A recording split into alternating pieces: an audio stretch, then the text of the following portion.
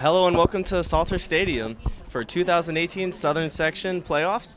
Round 1, we have the Agoura Chargers going against the Arcadia Apaches.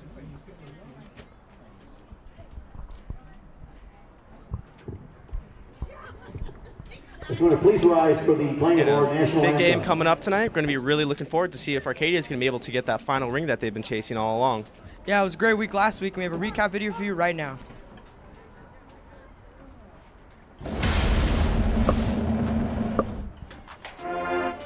And after a big game, or a close game against CV last year, Apaches came up big. DeMarco Moore, the man of the hour. Yeah, it was all DeMarco last week as he racked up 2 touchdowns and even had a pick 6. I mean, just played incredible on offense and defense, and Torrey Brumfield even had a touchdown of his own.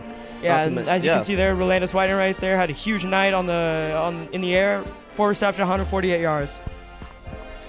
Dylan Wright capped off another big touchdown, and just going all over the place was the Apaches defense. Yeah, the suffocating defense right there. Christian Reyes kicking a field goal, but the defense did amazing, and really, Milo Loretta had a star game, 2.5 sacks on the night. I mean, just was incredible, and it really showed why he's been getting so much attention lately. And all right, now we're going to send it down to Clara for an on-field interview with Coach Pollocky. Or scratch that. We were not able to get the on-field interview just yet. But yeah, so stay tuned.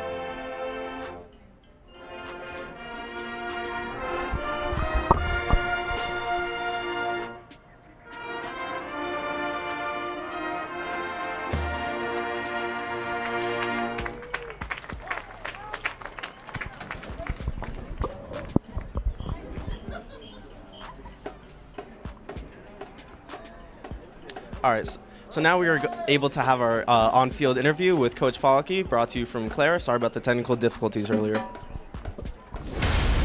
Hi, I'm Claire, and I'm here with head coach of the Apache team, Coach Pollocky. I first want to congratulate you on your league championship. This is the first round of CIF, so it is playoffs. The competition does rise. What aspects of the game do you expect to be more challenging compared to the rest of the season? There's no more pushovers. Every team that makes this tournament is a good football team. This is a good football team that tonight that comes from a real tough league, a deep league. So it's going to be a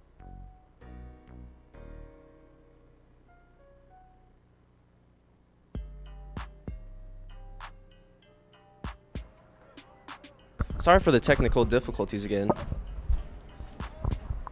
And now we're gonna show you introduce you to our Arcadia High School starting lineup, starting with the offense.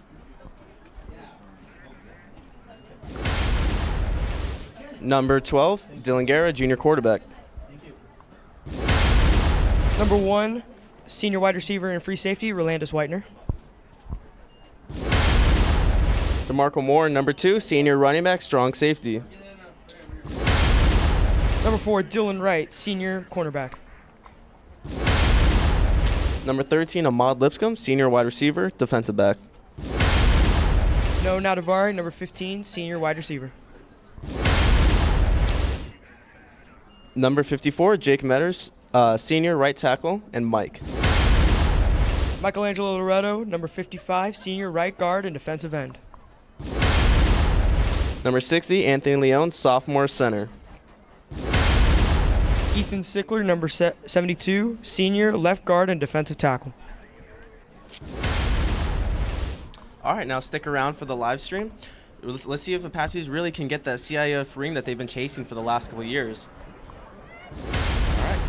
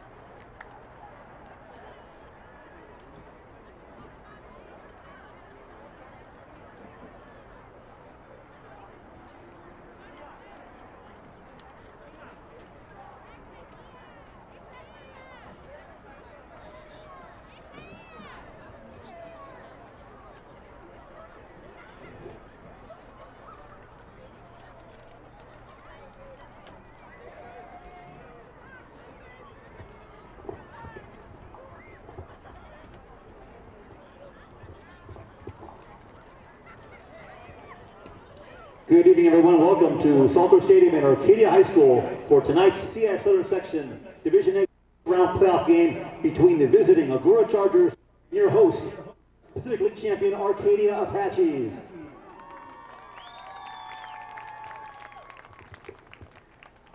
Agoura arrives here as an at-large entry from the Canyon League. They have an overall record of 4-6. Arcadia is the Pacific League champion with a record overall of 8-2, 7-0 in league.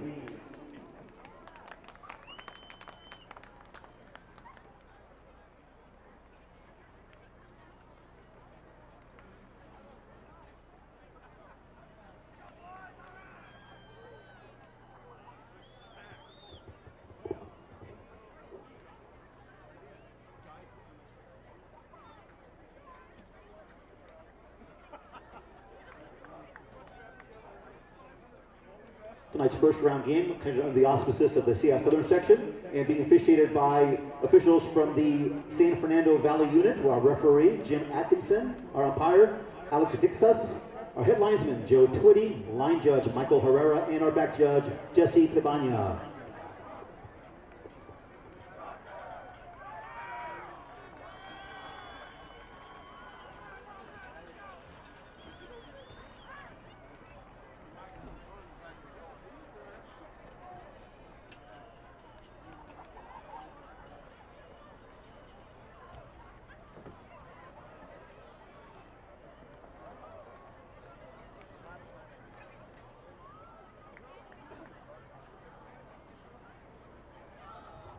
Check, 1, 2, check, 1, 2.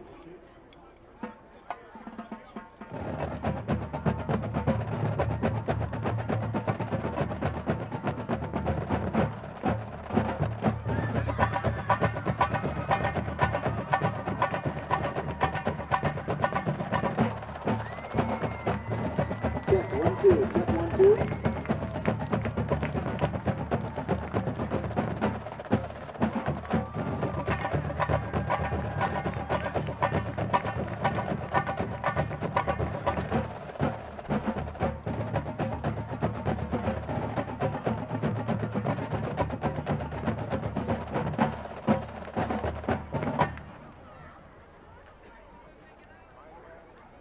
Again, tonight's first round contest in the round of 16 in CIF Southern Section Division 8. The winner of tonight's game will go on next weekend to advance and face against the winner of Arroyo and Temescal Canyon.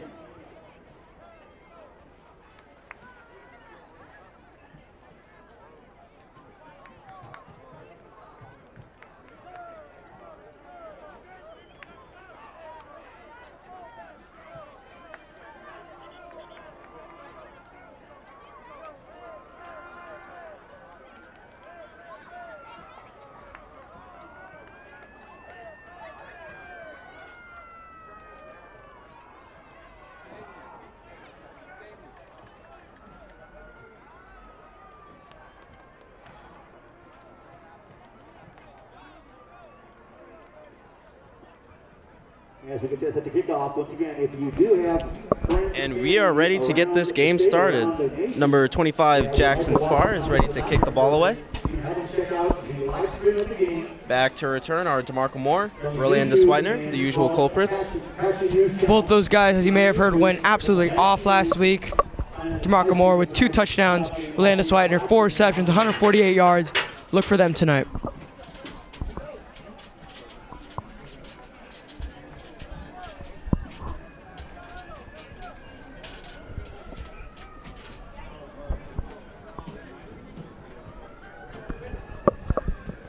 Rolandis Widener earlier this year had back-to-back returns for touchdowns against Hoover than Glendale. So, you know what? No better way to get it started than returning one, start the playoffs. And this crowd would be so loud if you were to return it first round CIF. And it's a squib. It's going to be picked up by Rolandis, and this could get ugly real quick. Heads up to the middle of the field, has a block, makes 2 men miss. Oh, and this could get ugly, folks. One stiff arm, a man to beat, and it's going to be down at the 39-yard line. What a way to get the game started. Yeah, I mean, didn't quite take it to the house this time, but definitely can't argue with the field position to start off CIF round 1. You know, I like already heading out the gate. I could tell the Agoura Chargers are a little slow. I mean, those are two. There was two guys on the right side and left side of Orlandis that completely missed that play. Yeah, I mean, they just look overmatched, and it was the first run of the game or first play of the game. So let's see how they can handle that. Good field position for the Apaches. And that's a big part, is that this Apache's offense has to get started. We've seen them come up a little slow sometimes. Against LaSalle, I don't think they put up any points in the first quarter. Nope. Same thing with Muir, they were slow. Yep. Or excuse me, not against Muir, against Pasadena, they were slow as well. And it's going to be tough today as they do not have Jabari or Contreras tonight, both inactive. Dylan Wright in motion, and he is going to be a play action. DeMarco Moore with the run, and this one's going to be a big gain going to the 25. You know, that's something me and Harrison were discussing earlier about DeMarco Moore getting more carries. Talk a little bit about that. Yeah, I mean, I would say give the ball to DeMarco until they stop it, because like we said just right now, with that they don't have Contreras, they don't have Jabari. I would expect a big show tonight from DeMarco. Yeah, we're going to have to rely on our run game a little bit more. That means some other guys like Dylan Wright and Rowe are just going to probably have big games as well, because they're going to have to pick up the slack. And I'm going to be expecting a big game from 15, Noah Nadavari. And it's a handoff to DeMarco. Patient runner. Doesn't see anything at first, and that's going to be a horse collar. Pretty blatant right there. Going to move Apaches up 15 yards. Initially, a good job at the defensive line of Agoura, but unluckily horse collar. Got to be better than that if you're on defense. Not the way Agoura wants to start. I mean, after giving up a big kick return, and then, a face mask, but not a horse collar. But yeah, you do not want to give the Apaches 15 yards right away. Yep. This offense is just so dangerous. Yeah, I mean, even without those two wide receivers who said before the game, it's going to be extremely tough to stop all the weapons that Arcadia has. And so the Apaches are going to be on what looks like the 13-yard line. And it's going to be Rowe getting has blockers up front. Mama, there goes that boy. Touchdown, Rolandis Whitener. Man, great run by Rolandis, good pitch by Dylan, great play all around. And if you look, Jake Metters led a huge block there, making an easy score for the Arcadia Apaches early in the first quarter. You know what, those pitch plays are a game of numbers. You got two blockers right out in front. You have two defenders. Both those blockers stepped up, especially Jake Metters doing a great job of swinging and pulling. Yeah. And that's going to lead to an easy score. Like I said early on, you could tell that this Agoura team just doesn't look strong. And we have Christian Reyes ready to tack on the extra point, and it is good. 7-0 starting hot out the gate on just all run plays. Garrett didn't get a single pass in there. But you know what? With two guys hurt, we got to get that run game established, and that's what we did. This could definitely be a foreshadow for the rest of the game as, yeah, like you said, all run plays. Going to be a big night on the ground for the Apaches. And now on the Agoura side, we got to be looking for number 2, Trent Butler. Has had an incredible year, throwing not as good as Dylan Guerra, but still, still a good year, throwing for 22 touchdowns, and is the cornerstone of this Chargers offense. Yeah, as well as he did, you got to look out for probably their best receiver, Nico Della Ripa. 7 receptions, 148 yards last week, and 2 touchdowns. Definitely 2 big players for the Agoura team who probably going to look to get going tonight against this tough Arcadia Apaches defense. Yep, got to be looking out for 2 and 22. The deuces are going to be wild for the Agoura Chargers tonight.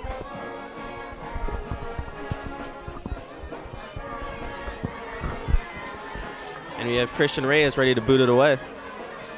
I mean, might as well just call him Mr. Touchback at this point. Yep.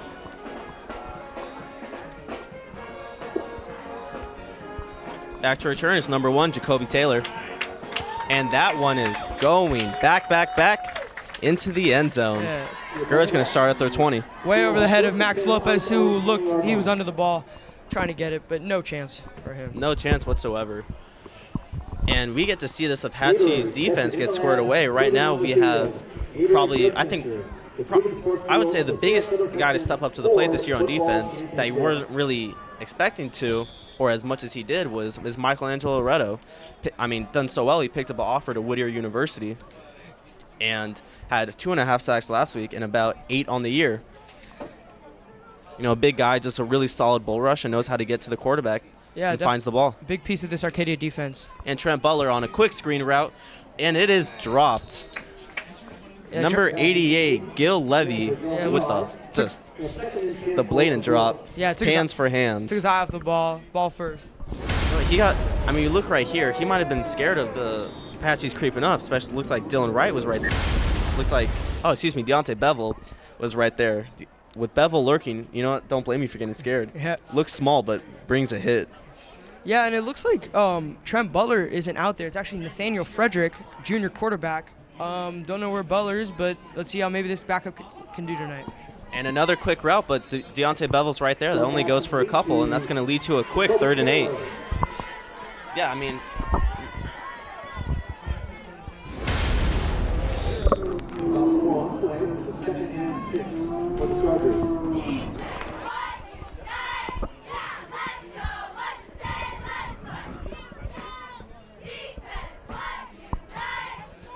and Apache's coming out with looks like a 3-4 or a 2-4 look. They like to have number 7, Torrey Brumfield, play a rover, and right now he's playing up near the line of scrimmage. And it looks like he's going to blitz. Brumfield coming off the edge just has helped stuff that middle, and it looks like the culprit in the middle of the field is Nashawn Keith, number 8, doing a great job of just sweeping the ankles and stuffing the gap. And it's going to lead to a 4th down. Yeah, number 8. Agoura's going to have to punt. Nashawn Keith on number 8, Ben Teen of Agoura. Absolutely nowhere to go, and as you said, you saw Bevel coming out the edge. Not a good start for Agoura. No, not at all.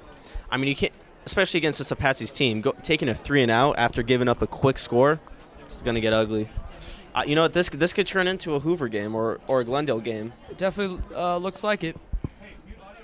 All right, and then we have Rolandis Widener ready to return, and a squib of a punt.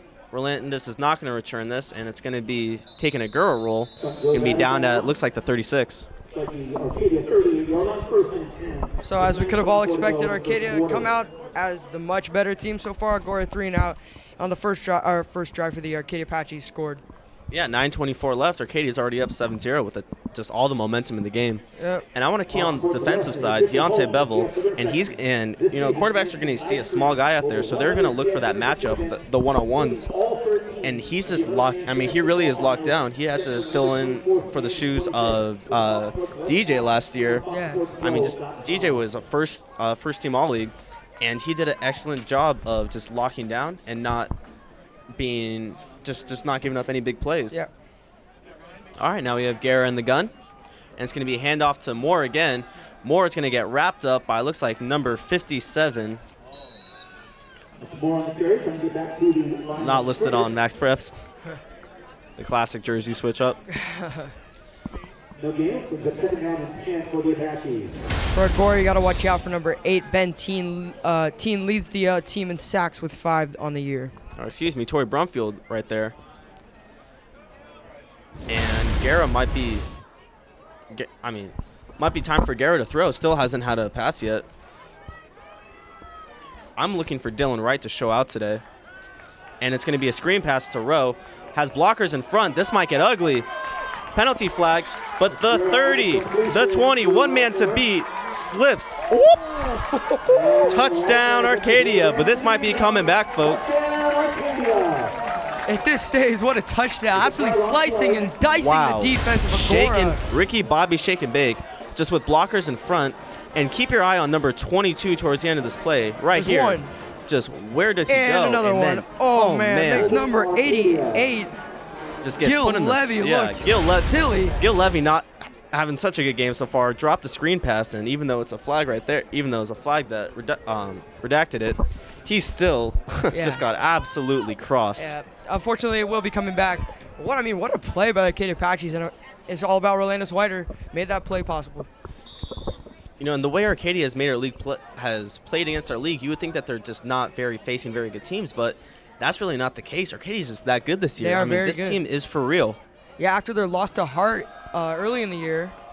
Past the Nadavari, he takes that upfield. Yeah, so after the quick loss to Hart this year, earlier in the season, they just absolutely went on a tear and have been undefeated since. So it's going to be very tough to beat this hot Arcadia team. And I mean, that's just I mean, that play right there is so important because not only does Nadavari makes the catch, but the way Garrett's able to lead Nadavari so he doesn't have to stop and make an adjustment to it. He could keep on his hidden stride and is going to able to use his momentum to make it third and manageable. It looks like it's going to be 3rd and 1. And so now the Apaches are able to get the first down and then start moving on. Looks like is that Rowe in the backfield? And it's a fake to Rowe. Brumfield has room to run. Brumfield has room. Breaks one tackle, and it's going to be tackled by number 5, Jackson Messick. Little tic-tac going far. Yeah, a little tic-tac. The backup, great run there.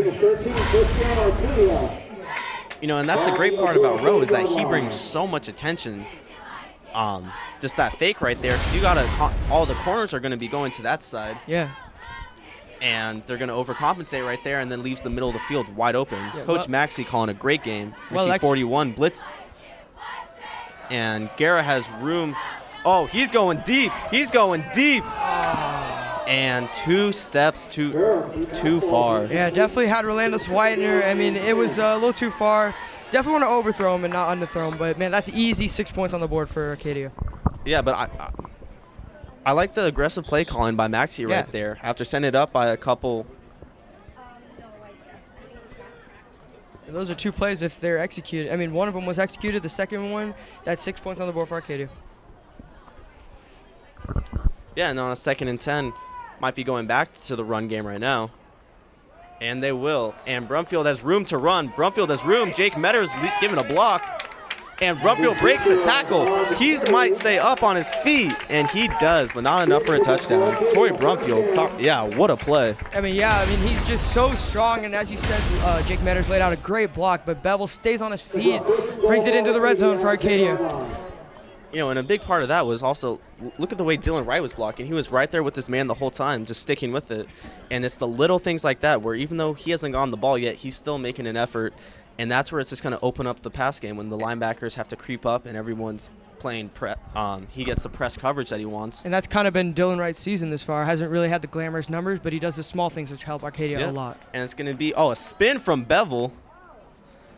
And his helmet gets ripped off once again. I'm starting to think that he doesn't even put his chin straps on at this point. Yeah, it seems to happen a lot with him. And, yeah, it looks like he really doesn't put his chin straps on. No, it doesn't. I mean, his helmet falls off at least 3 times a game. Yeah.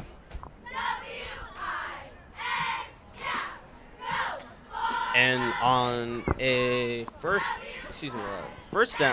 second down, Apaches might be going right back up the middle. We see big DeMarco Moore in there. And it's going to be a play action. Going to be thrown to Nadavari, and he does. Does he get in? And it's going to be a touchdown for the Apaches. Noah Nadavari gets his first on the year and comes at a great time. Yeah, great play by the Apaches. Nadavari just rolling right. Garrett with the fake and just stretches for the touchdown. As I said, first on the year for Nadavari. Got to feel good in CIF round 1. You know, and that's the thing is that so you have 2 guys that are injured, so 2 big receivers. You have Francisco Contreras and Jabari Kindle out. Frankie has a pulled hammy, and Jabari has an ankle injury, I believe. And you have guys that could come in there and do their thing. Christian Reyes makes it 14-0. But, I mean, Noah Nadavari hasn't had the most spectacular season so far. Just hasn't done anything special, but has a big pickup to make a third and manageable and puts it in right there. Yep. Able to stretch across and just really great field awareness. And if you're Gore, I mean, they look tentative, they look scared, but who wouldn't feel that against this amazing Arcadia team? The United States Marine Corps is an elite team made up of men and women who are mentally strong and physically tough. To learn more about joining our team, visit www.marines.com.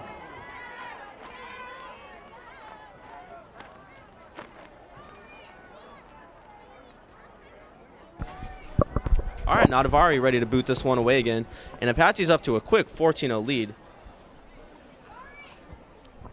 And we really got to capitalize on the runs by Torrey Brumfield. Yeah, I mean, not a lot of touchdowns this year, but man, he's been driving the ball really hard up the middle of the field, got around the outside. Tough guy to tackle. And you know what, that run, I mean, all the great running sets up the perfect play action where Dylan's able to fake it to DeMarco. Everybody closes in, and Nadavari has one man to beat. And once again, another big boot from Reyes. Wow. And What a leg. Max Lopez, absolutely no chance again there. Nope. And it's going to be another touchback. And you see, I mean, it's off camera, but you see Jabari Kendall showing love to Reyes right there, and it's just that team chemistry, that team bond, where everybody's pulling in the same direction. You know, it's a famous Tommy Lasorda quote where he says the only way you win a championship is everyone's pulling the rope in the same direction. Definitely. And we're really seeing that from the Apaches this year. A lot better team chemistry than last year. Mm-hmm. You know, guys aren't throwing fits when they're not getting the ball and they're open. Yeah. Everybody's just able to communicate nicely. And they all know their rules on this team. And it's a run, goes up the middle for a couple yards. Looks like Chris Wilson's on the stop. Ben Teen on the run. I want to get back to what you're saying, how well this unit works for Arcadia. I mean, imagine if Dylan Wright didn't like his role, which is his role to do the small things and help Arcadia. Blocking. Yeah, he's huge for Arcadia this year. Absolutely amazing. And, yeah, it's been crazy how good Arcadia If he has just been. I mean, if he wants to give half effort on that block right there and his man gets by, you know, Brumfield gets probably 15 yards less on the gain. And it's going to be a run that is going to be stopped by, looks like number 55, Michelangelo Loretto, talking about him earlier. Just, I mean, quick bull rush, gets by 71, and his name's not on the roster. But yeah, gets by 71 and is able to make the play. Yeah, Robert Barreras, number 20. Or excuse me, number 77, Parker Lake.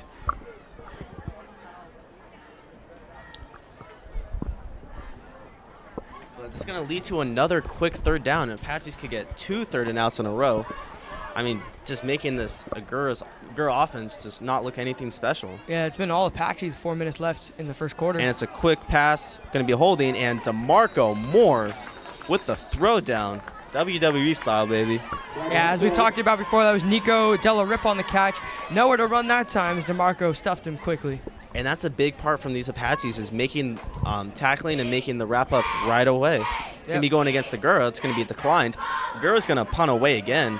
And, I mean, just it shows how strong these Apaches are. Yeah. I mean, that's mano-y-mano. Yeah. I mean, Nico, I'm sure he's playing in other games this year. He's able to break that tackle and take it for 6 or take it for a big gain. Yeah. Nope, not against DeMarco Moore. And without Trent Butler, it's tougher at Agoura. Nathaniel Frederick looking sharp so far, but it's tough against the Arcadia defense. Yeah.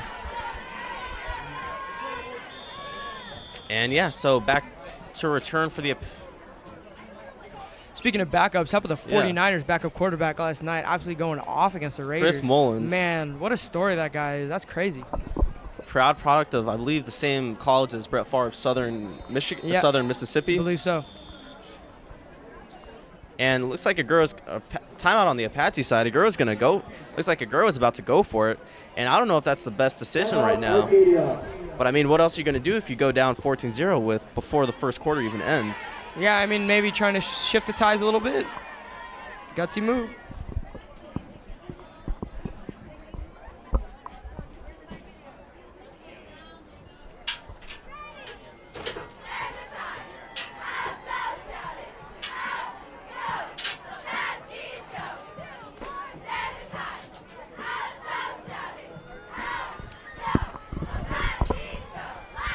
Yeah, I'm not sure if it's the best idea for Agoura to go for this right now. I mean, considering that their offense has had no success, I mean, almost no success so far. Yeah.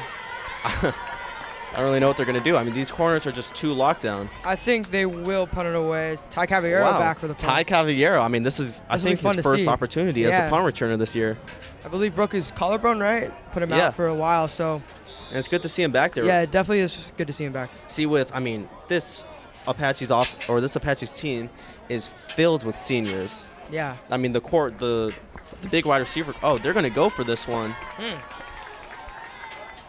Ty's not going to return. He's going to play a safety, and I guess they were just trying to get a jump from the Arcadia team. All right, so so much for talking about Ty. Now our classic Rolandis Weiner's going to get in there, but hopefully towards the end of hopefully this continues to be all Apaches and ends up being a blowout, so we could see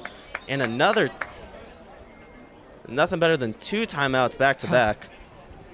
So as you were talking about, there are a lot of seniors on this Arcadia team. It's going to be fun to see them next year, kind of a rebuilding year. We saw Chalchisa Chafe earlier this year. Looked pretty solid. So Did look solid. I'm definitely excited to see what this Apache team has next year with a lot of lower classmen.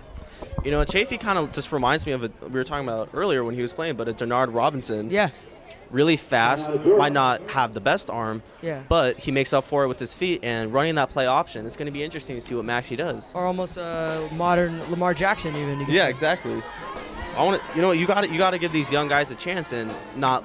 Hopefully, he's the one making the calls next year. Yeah. Or 2 years from now, because we still got Dylan Garrett as a junior. And we just have to, he might even be thrown out at wide receiver because all of our wide receivers are that's why I'm also seniors. Excited to see the junior Noah Cabrera as well as sophomore Omar Lopez. And a low snap, having trouble, and that was almost blocked. And Rowe will not be able to take this. It's going to be downed at the 37. So 2 punts in a row that Rowe is not able to return. I think that's a smart choice. You know what? And that's the big thing that Rowe has had to realize, and it's just the maturing process of not every play has to be the big play. Definitely. We saw earlier this season a lot of fumbles and if he had just maybe didn't fight for that extra yard and give up the ball and make it easier for the defender to take it out. But it's all part of the maturing process for him. It's right. It's just learning from your mistakes. And I think that was amplified perfectly that Pasadena game where it's wet, the ball's wet and slippery, it's raining, it's cold, and 2 turnovers. He's trying to take a ball that is right in front of one of Pasadena's defenders and ends up fumbling it when he could have easily just let it go, and it really would not have made a difference. It's gonna be a man in motion, and low snap from Leon. Garrett's gonna have to bounce on it and gets it quick. A rare low snap from Leon. Yeah, been solid this whole year, but good job by Garrett, just jumping on the ball there. And it's going to be, so that's going to lead to a loss of about 6 right there. Going to be on, so it's going to be 2nd and 16 from the 34.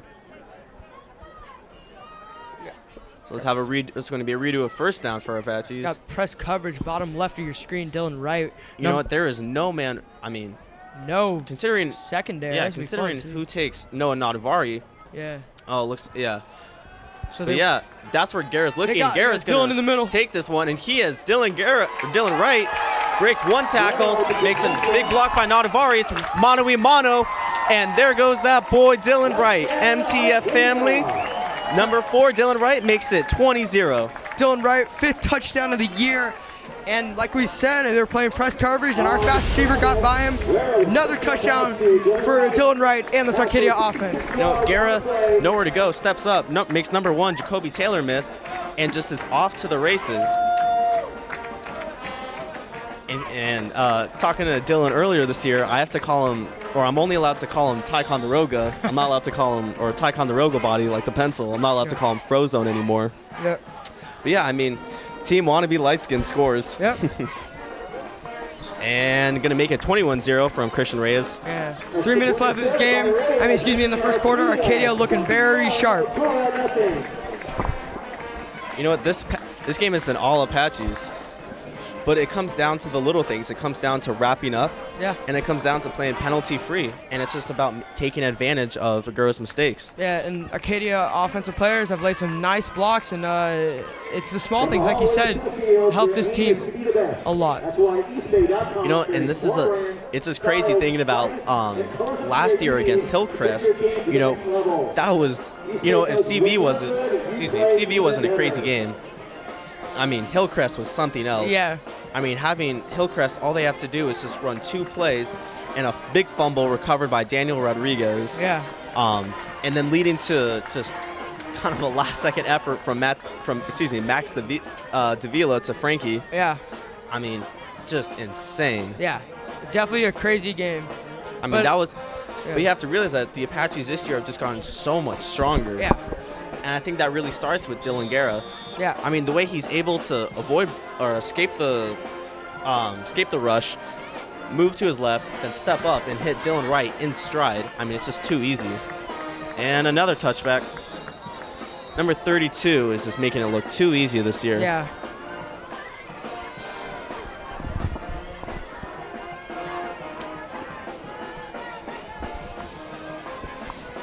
You know, and everybody on this Apache's offense is eating right now, and just Apache's team in general. It really just comes down to everybody doing their job. Receivers have to block. Yep.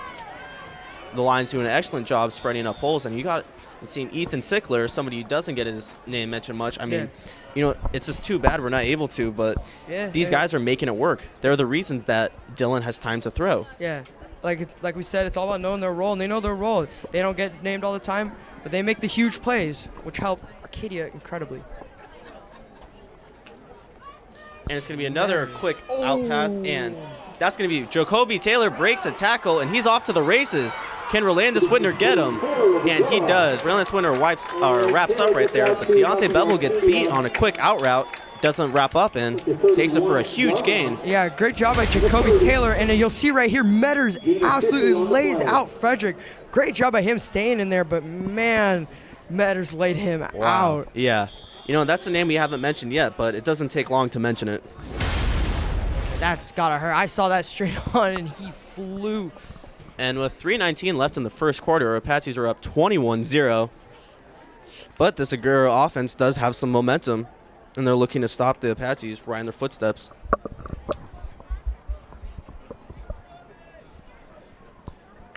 And it's going to be a blitz on the end, but another quick out route to Gill. And Gill takes, throws a shoulder in there and almost takes it for a first down. Pushed all the way to the 20-yard line. Good job by Gill, get all the way up there.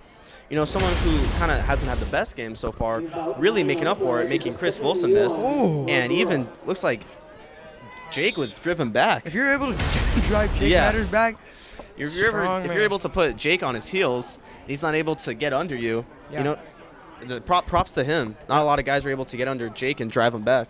Yeah. I mean, it really comes down to who can get lower. And looks like Gil Levy did a great job of that. And so Chargers have some momentum. Fitzpatrick are ready to drop back, and that one goes for nothing.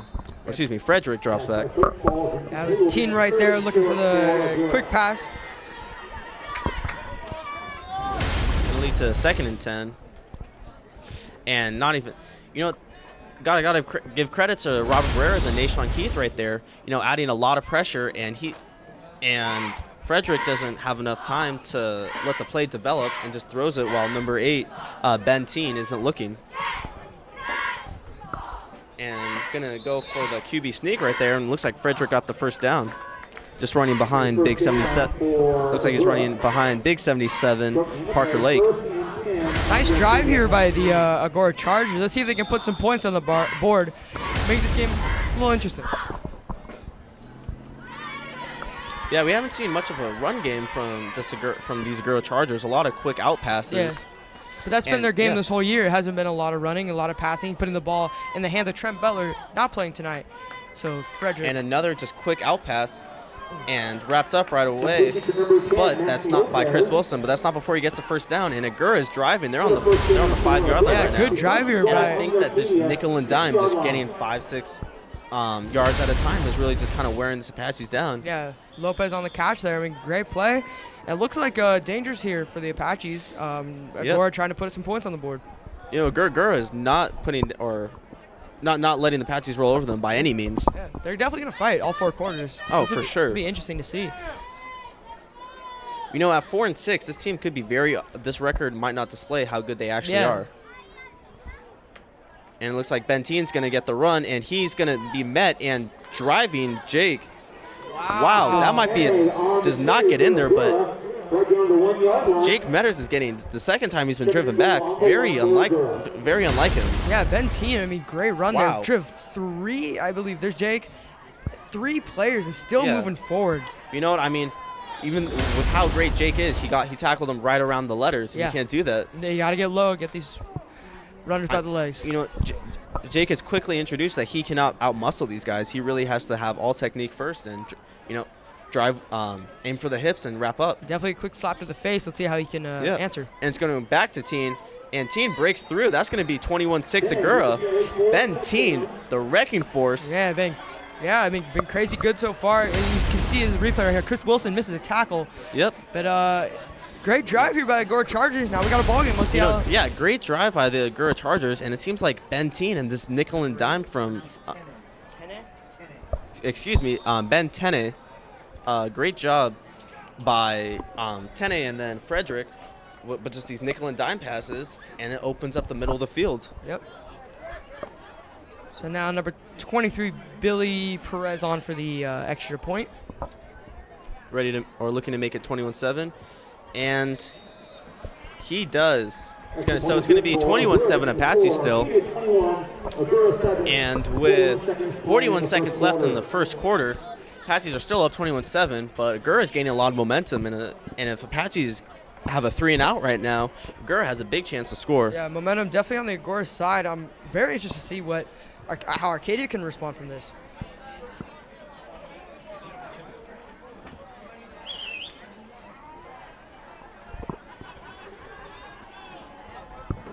However, all that momentum could be squished in one play by both of those guys, Rolandis Widener or DeMarco Moore back there ready to return.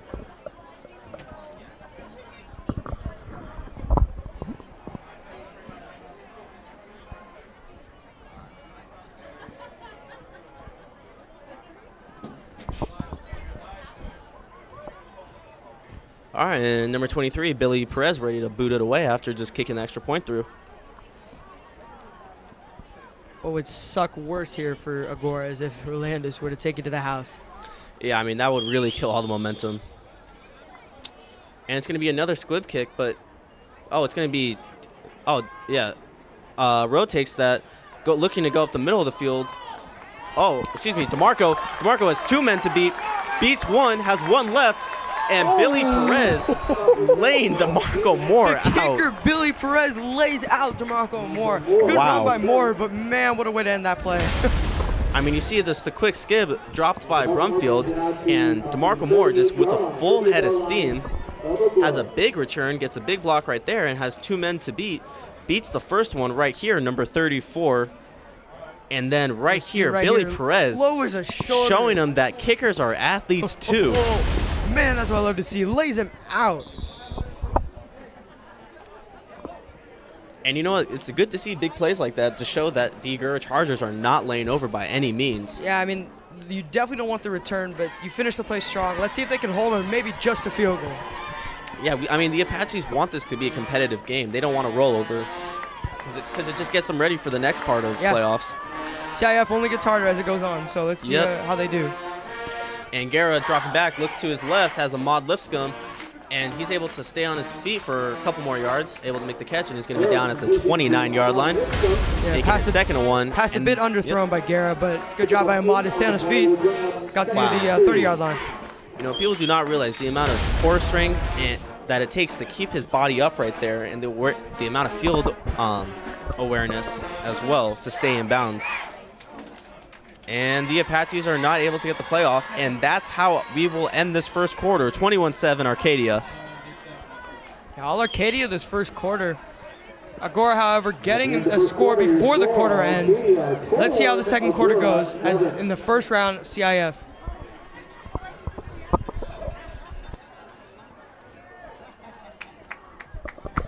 The California School Employees Association represents more than 230,000 hardworking men and women who keep public school students safe, well-fed, and ready to learn. CSEA is honored to partner with the CIF as together we work to enhance the lives of all students.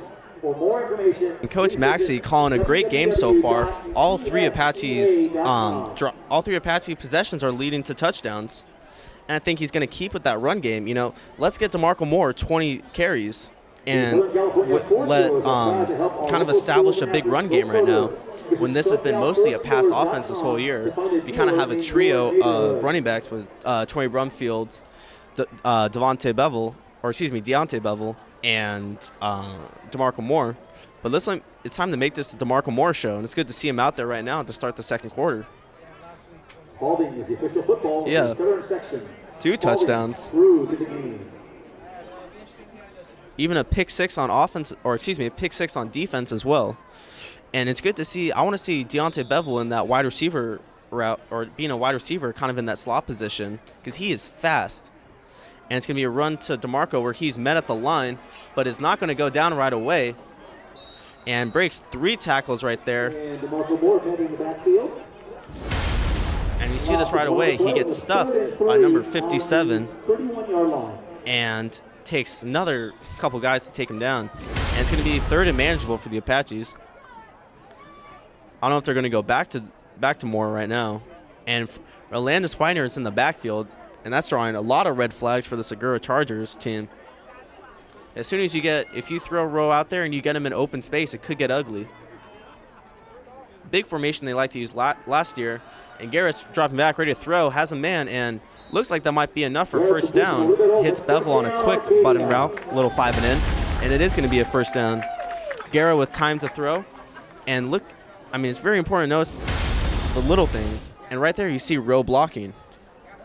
You know, that's somebody who's realizing that I'm not going to get the ball this play, but I can still help my team out.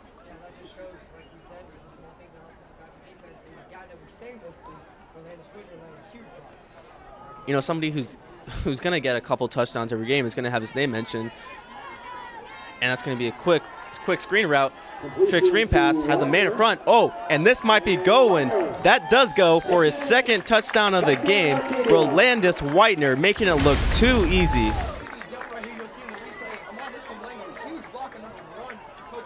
27-yard scoring play. Garrett to Whitener. You know, Ahmad Lipscomb showing that Jacoby Taylor has to hit the bench press a little. Just out-muscles him. And it leads to a big play from Rolandis. And it's just like we're saying, the blocking is so important with these wide receivers. Ahmad Lipscomb that whole time is knowing he's not going to get the play, or he's not going to be the face of the play, but that big block leads to it. Extra point is scored by Reyes, making it Arcadia 28 and Agoura 7.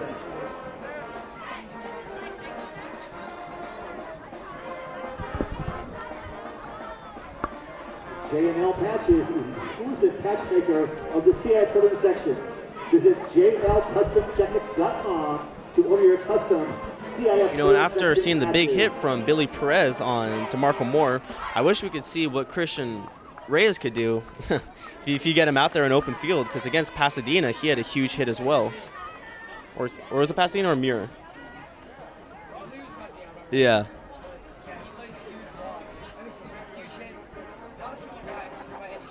No.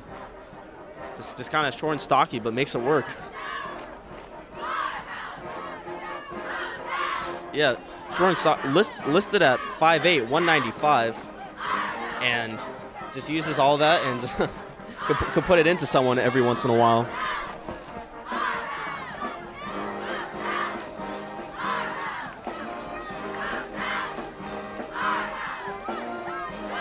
This has been all Apache so far, 28-7. And Mr. Touchback, once again. Kickoff in the end zone, we cut back to first and 10 on the 20-yard line.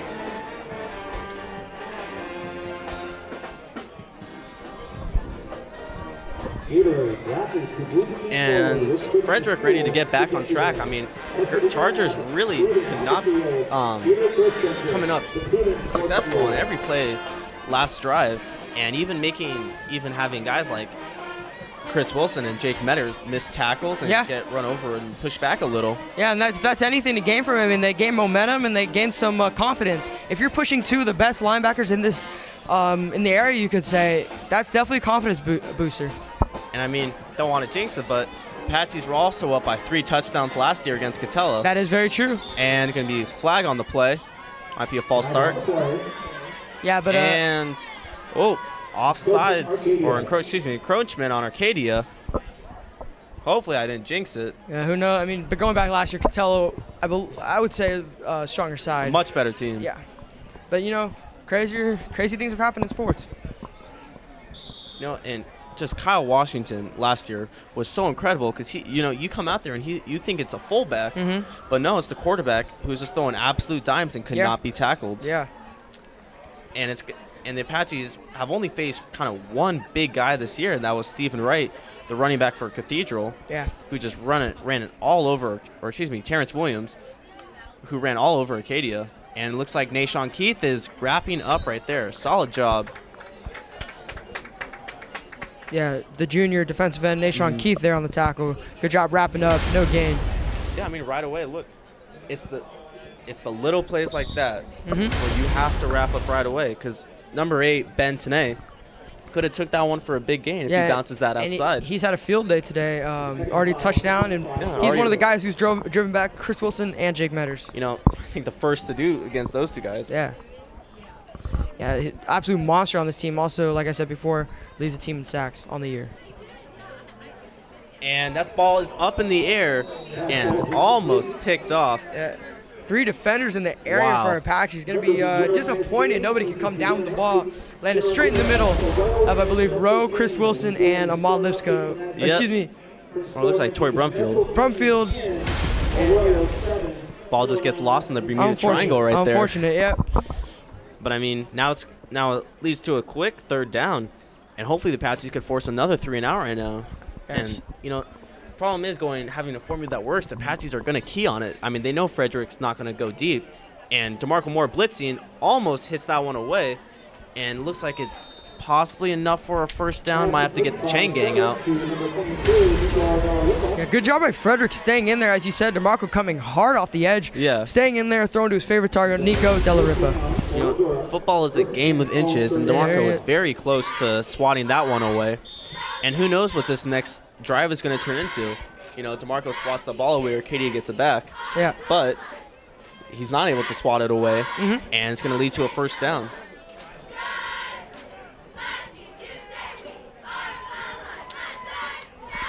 Frederick looking just another quick pass, and that time he is driven all the way back by Chris Wilson. No chance of escaping that tackle. Yeah. And we're going to see a lot of the same thing every time. It's just going to be quick out passes. Yeah, I mean, that's how they scored last time. Quick passes to their favorite targets. Look at Max Lopez got in on the play. Nico Della Ripa, excuse me. Let's see how it works out. But you know what? It works. I mean, so far it's been working. It has. When they catch the ball, it's been working. Yeah. But it's going to get ugly when the Apaches corners play up and then they just read it perfectly and they take it back to the house.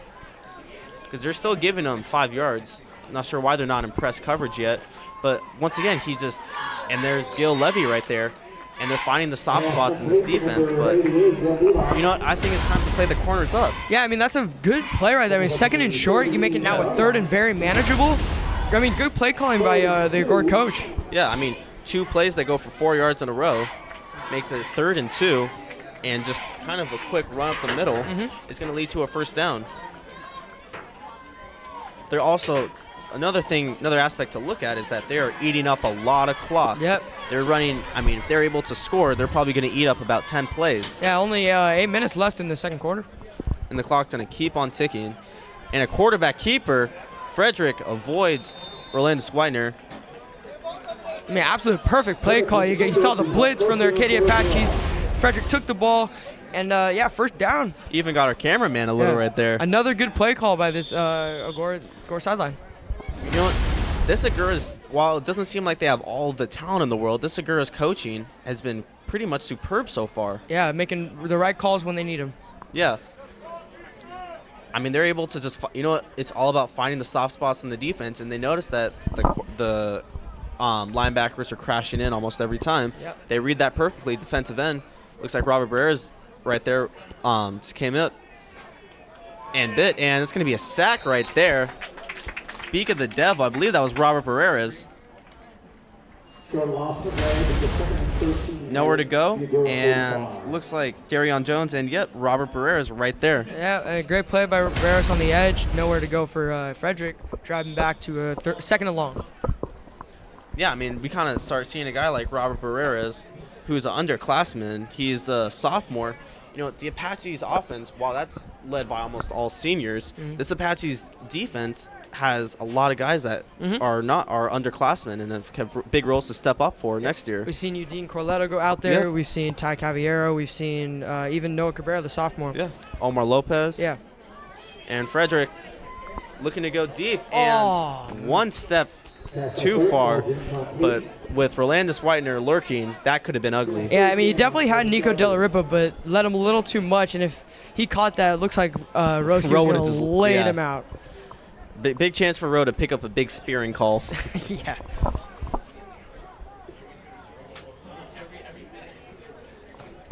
And on a 3rd and 13, Agoura's going to, making this pretty obvious. They're going to have to pass right now. And this is where they can't just go with their little dump offs. They're going to have to throw a little bit deep. Yeah, hard press coverage by Caballero. Yeah. Bottom of your screen. And it's going to be, hopefully it's not encroachment against the Apaches. Already have one of those called on them today. And the call is going to be Arcadia. a legal substitution for Arcadia. That's going to push them up 5, going to make it 3rd and 8 instead of 3rd and 13. Still a passing situation nonetheless. Yeah. A little more manageable. Let's see what they call here. Number 1, Jacoby Taylor had a big catch earlier in this game, lined up against Ty Caballero, bottom of your screen. Press coverage. Yeah, now our Apaches are playing up right now, and they kind of adjusted to the quick dump-off scheme from Frederick. And screen pass, almost intercepted by Nashawn Keith, has room to run, and he's going to take that for a first down. Tackle made by DeMarco Moore. Another good play call by Agoura. Wow, like Ben Tennant gets the first down. And not a good sight for Agoura. Probably the most productive. It looks like DeMarco Moore might have just putting his helmet in his shoulder right there. Man, I don't know if that's what he's been pointing to. Yeah, but he is hurt. That's not good to see. You know what? That is very unfortunate. It looks like he's in just grimacing in a lot of pain right now. But that's something you do not want. If you're Agoura and just in general, you don't want to see that because he's been the most productive player on this offense right now besides Frederick. And he's been making Frederick look really good, just dumping off two-yard passes to him and running up the middle. So let's hope Ben Tennant is okay because he's been the star so far for this Agoura offense and for defense. Sure. You know, it's not been a lot of Nico Della Ripa. And hopefully he's okay because I want to have our Apaches face some guys that are solid. Mm-hmm. You know, the way Lee kind of ended this year, going against CV, was probably our biggest opponent. But having the consecutives against, the Hoover, Glendale, Pasadena, just teams that aren't as strong. Yeah, and what hurts more for this Agoura team is that you're driving down the field. You're now in Arcadia territory, and one of your biggest players takes a hit. Hopefully he gets up from this. Exactly, and good to see Tanae is up. Hopefully he can return to this game. Yeah, walking off the field, always a good sight. You know, senior right now, so this could possibly be his last game, and that's a big thing that we have to realize is that it's one and done. Yeah, that's disappointing if this is the way his football career ends. So hopefully we can see him get some more action and come back. Looks good, though, walking off the field. And now this might be the Nico Della Ripa show right now. They might have to throw him in the backfield. Yeah, with 10A out a couple plays. Let's see how the man who did great last week. Yeah, let's see how the Chargers adjust to it. Yeah. Yeah, so far, if you're just joining us, it's been all Apaches. Berlin Swiner has 2 touchdowns. Noah Narvari has a score, and so does Dylan Wright. Guerra has 3 touchdowns so far, I believe. Yeah. And just having a typical one of his perfect games. So accurate and so nimble in the pocket, knows how to step up and just deliver it. And nowhere to go. He's going to get wrapped up. Looks like it's a 3-team effort by Chris Wilson, Nashawn Keith, and Robert Barreras. As we were talking about how solid Arcadia, but we also have to give credit to Agoura, who really haven't gave up. They've showed fight, and this is another great drive. Hopefully they can get some points in this. You know, you can't. Yeah, but the thing is that losing Tanae right now is really going to hurt him. That's huge. And again, without their quarterback, Trent Butler, Frederick has really picked up a slack and done very well for this team. Looks really mature in the pocket, and, you know, sometimes you just got to take a sack. Nobody's open. But that's the problem with these quick little dump-off plays is that if somebody's covered, then, and that's going to be Jacoby Taylor might pick up a false start. Yep. Big false start from Jacoby Taylor, and it's going to lead to 2nd and, I believe, 18 right now.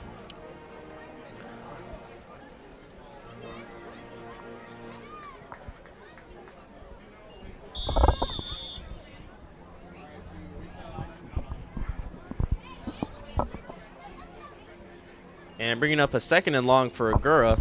You know, this is where their little dump-off kind of nickel and dime offense is not going to pan out very well when they're going to have to get big chunks of yards at a time.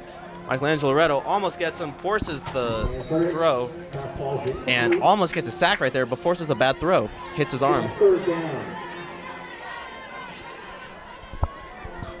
hasn't had a sack yet, or I believe he has not had a sack yet today. Has No. one tackle for loss, but so far has been playing excellent and just getting pressure. And on 3rd and a mile, Agoura's going to have to throw right now, and they're going to test them. You know, we see Ty Cavallero come in right now, and he's going to have to play against he's going to be going against the Agoura's so far most productive, besides Tanae, Jacoby Taylor. You have Nico Della Ripa lined up at the top of your screen. Weird formation. Looks like they're going doubles right now. Yeah. And Frederick looking to throw, has time to throw, lets it loose, and perfect coverage by low tic-tac Tori Brumfield. Also throwing it out of bounds makes it kind of easy. Yeah, Gil Levy looking for the ball there. A little overthrown by Frederick. Maybe want to keep that in bounds. Give your receiver a chance. No chance there for Levy. Nope. But, I mean, look at the coverage by Tori Brumfield. Yeah. Almost every time he's going to be covering someone, they're going to be bigger than him. And he and Deontay Bevel always step up to the plate. And so far, after 2 punts from Agoura, Rowe has yet to return one. They've been either downed or gone out of bounds. And kicking out of bounds is probably the best scenario, with the way that Rowe's been in open space and just kind of lack of athleticism. And boots it away, and another not very good punt, and just goes right out of bounds. Almost as our cameraman down there. Patsy's going to be taking it with 5:08 left from the 25-yard line. Arcadia will take over. First and 10 on his own 29-yard line. Huge blow for Agoura. Oh, actually good to see Tene out there again, but huge. Right, you're driving. Tene gets hurt. Punt the ball away. Let's see if they can keep him from any points here on this next drive. Yeah, that really was a huge momentum killer, and I'm bummed because it looked like the game was getting exciting. Yeah. And hopefully the Apaches are looking to make it 35-7 before the half ends. But some of the guys that haven't been getting too much of the stardom have been stepping up big, and that's Noah Nadavari on a play action. Dylan Gary is able to find him for a touchdown. Rowe's in motion. Rowe has men in front of him. Rowe has momentum, and Rowe is taking it for a gain of 13 to the 43. Yeah, there's a little end around by Rowe. Gets a good gain. And another good block by the Arcadia offense.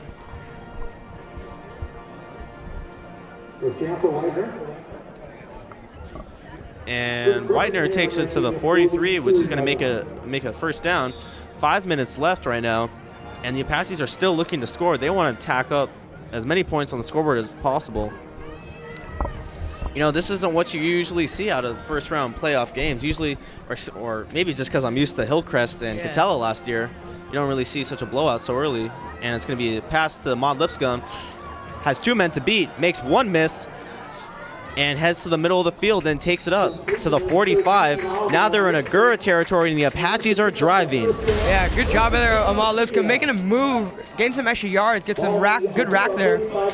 Yeah, makes number 41, Ryan Rowe, miss. And also number 3, James Lockman. Yeah, gets up to the 45-yard line. Big gain of 15 right there. And it's smart by Ahmad just to go down and just kind of know when to go down. Yeah. And wow, the hard count from Dylan Guerra proves to work again. What a play. I mean, just really does look like Aaron Rodgers out there. Yep. Just a real surgeon, just with how precise he is with everything he does. Yeah, huge jump. Yeah, you could tell from a mile away. Yeah, you know, you really can't say much bad about Guerra, and he's just been able to step up so well in that position. And this could get ugly. There's a lot of one-on-one matchups. Guerra escapes the rush and tries to do something more, and looks like he's going to be tackled for a loss about 1. But wow, look how, I mean, hopefully we're able to show this replay. Nope, not able to show the replay. But I mean, just looking at how elusive he is. Yeah, I mean, as well as he can throw the ball, definitely can move very well. Yeah, I mean, two-sport athlete. You're going to see him on varsity this year on the baseball team. Yeah. I think he playing some outfield and pitching. But yeah, we see the speed and athleticism and just how nimble he is. And Rowe in motion. This one's going to be a fake to Rowe. Looks like DeMarco Moore is taking that one and bounces off and goes backwards. You know, that's just one of those times where you got to learn to take what you get. Yeah, the coach is on the sideline, not very happy. Definitely want him to go forward. Not every run's going to break through. You can't get around the defense all the time. Yeah, I mean, now it's 3rd and 9. That could have been 3rd and 6. Yeah. Every yard matters. It's a game of inches. Man, this game is flying by. Yeah, I mean, well, that's what you get when you have a kind of pitch and dime or nickel and dime offense. Is kind of the quick pitch offs from Frederick to Tanae and then De La Ripa. Is that the clock is always running. They're always staying in bounds. Yeah, and the play calling that Arcadia plays with is very quick and efficient. Sometimes they go deep, but with their offense. And that's what they're looking to do right now. Guerra steps up. Looks like that's going to be too far for Roski, and that's going to lead to a 4th down. And man, overthrown again. That's the second time he's overthrown Roski. Had him, that would have been easy 6 points. But yeah, like you said, 4th down. Good job by Agoura. Now should be punting situation. Look, they're in no rush to punt right now. I don't think they are. I mean, look how close this is. Yeah, this is a smart choice to go for it. Too far to kick. You know what? Might as well. And punting it, I mean, if you don't get this. Or they might just go to the hard count, then call a timeout. That's definitely a possibility as well. But you know what? Who knows? I mean, it's not a worst idea for Apache to take some risk. And they're going for it. And smart play. Hopefully they're going to able to down this before it's in the end zone. Arcadia. Oh, and catches a little prematurely. Yeah. But, I mean, great job by Agoura, able just to punt it away real quick. And that's going to be down at, looks like, the 10-yard line. Yeah, it's been good play calling on both sides by this team. Good play call. Have Agoura punt, caught the defense off guard. Dylan Wright was able to down it in the 10-yard line. Yeah, and a rare overthrow from Agoura. I believe that's only been his 2nd miss of the game today. So efficient. Yeah. Doesn't throw a lot, but when he does, he's always going to hit a man. I think his completion percentage is somewhere around 60-70%. Usual tagline from Agoura is 11 for 15 with 315 yards and 3 or 4 touchdowns. And what's great to see is that we've really seen him develop this year. At the beginning, I saw him, he would 100%. take a quarter or two to get going. Now from the start, he's been super solid. Because it's going to be times like when they're it's going to be Frederick stepping up in the pocket and met by Metters. Met by Metters. Period. But yeah, so when it's going to be times when Agoura has to get going right away. The Apaches really want, especially Michelangelo Loretto on social media, he wants that matchup with Catella. And teams when they're going against teams like Catella, they have to be good from the 1st quarter to the 4th quarter. They can't pick it up at the end of the 3rd or the end of during the 4th. It has to be good from the get-go. And before, I believe it was the game against Burroughs, I think there was the 4th game in, they hadn't scored a point in the first quarter. Yeah. So they definitely picked it up, which is good. You want to get better as the season goes on. That's definitely been shown this season. And Frederick dropping back, looking to go a little bit deep. And number 88, Gil Levy, just has nowhere, just covered by Chris Wilson right there. Has nowhere to go. And they're forced to throw it. Oh, looks to see Ben Tanae's back in the game. Yeah, a little bit of confusion. And that's going to lead to a quick 3rd and 7. Hopefully Arcadia is able to... Hopefully Arcadia is going to be able to get the 3rd and out, or force the 3rd and out right now, and get the ball back and hopefully make it 35-7. But a smart decision to use Dylan Agoura to punt right there. Yeah, put Agoura all the way back in their own territory. Yep, and then we're just going to have to see what Frederick does. And he's going to be looking for... Oh, that might be picked off. And Deontay Bevel picked off. Men in front of him to run. This might be going for 6. And it does go for 6. Big dog Deontay Bevel taking it for a pick 6. Yeah, Bevel absolutely untouched on the way to the end zone. Good job by him reading the play. Not a good pass by Frederick looking for number 10, Max Lopez. But great job by Bevel reading the play, getting in front of him, and bringing it in for 6 points. And best of all, he kept his helmet on the whole time. That's very true. Very most important. Your brain's kind of important. Yeah, I think so. Yeah, but I mean, just getting all loved by his teammates right now. But one thing that led to that is that Frederick had a rare just kind of overthrows him, overleads him, and Bevel steps up, makes a big play. And it's kind of funny. I was looking at the Cathedral live stream earlier today, and to end that second half against Cathedral, they had 2 opportunities for what almost looked like guaranteed pick 6s. One ball was dropped from Rolandus Widener, and the other one was dropped from Dylan Wright. Up 10-6 at half against Cathedral, they take one of those balls back, make it 17-6. It's a completely different ball game. Yeah. 17, Arroyo 10.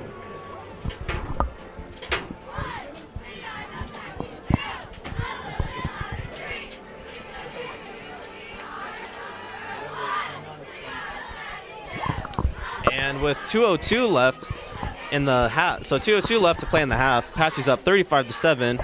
Just all Arcadia. Yeah, all Arcadia came out the gates hot. It's been that way this whole game. And you know what? It's been, besides 2 touchdowns from Orlando Widener, it's been everybody contributing. You've had big runs from DeMarco Moore and Torrey Brumfield. Yeah, this is another big game. catches from Noah Nadavari, being able to make it, put up 6. It's another game where it's not just been that one player, it's been the whole offensive unit working really well, and that's been shown tonight against Agoura. And no surprise. Yep. You know, I think the goal at this point is to kick it through the uprights. Yeah, I mean, that'd be fun. That'd be cool to see. Doesn't count for anything, but, you know, it's just kind of a goal. But, I mean, once again, how does this guy not have any offers? I mean, definitely surprising considering how well he's done, but still a long way to go in CIF season. I mean, if Arcadia keep making it, he can make some huge field goals, because that's what it comes down to in CIF, especially later in the rounds. They're going to need his foot. For how solid he's been, he's going to come in huge situations later in CIF. Oh, yeah, 100%. Because there's going to be drives. Apaches are going to face teams, unlike Agoura, where they're not going to be able to roll over them. They're not going to be able to drive the ball at will, where every matchup is just going to go their way.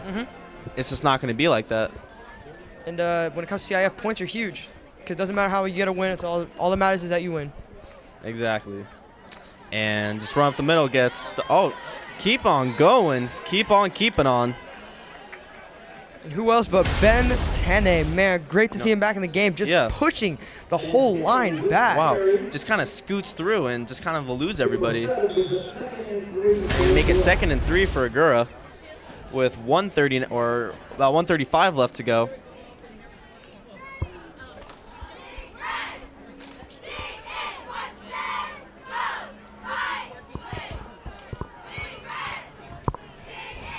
And so far for this Agoura offense, it's kind of been the Ben Tene show.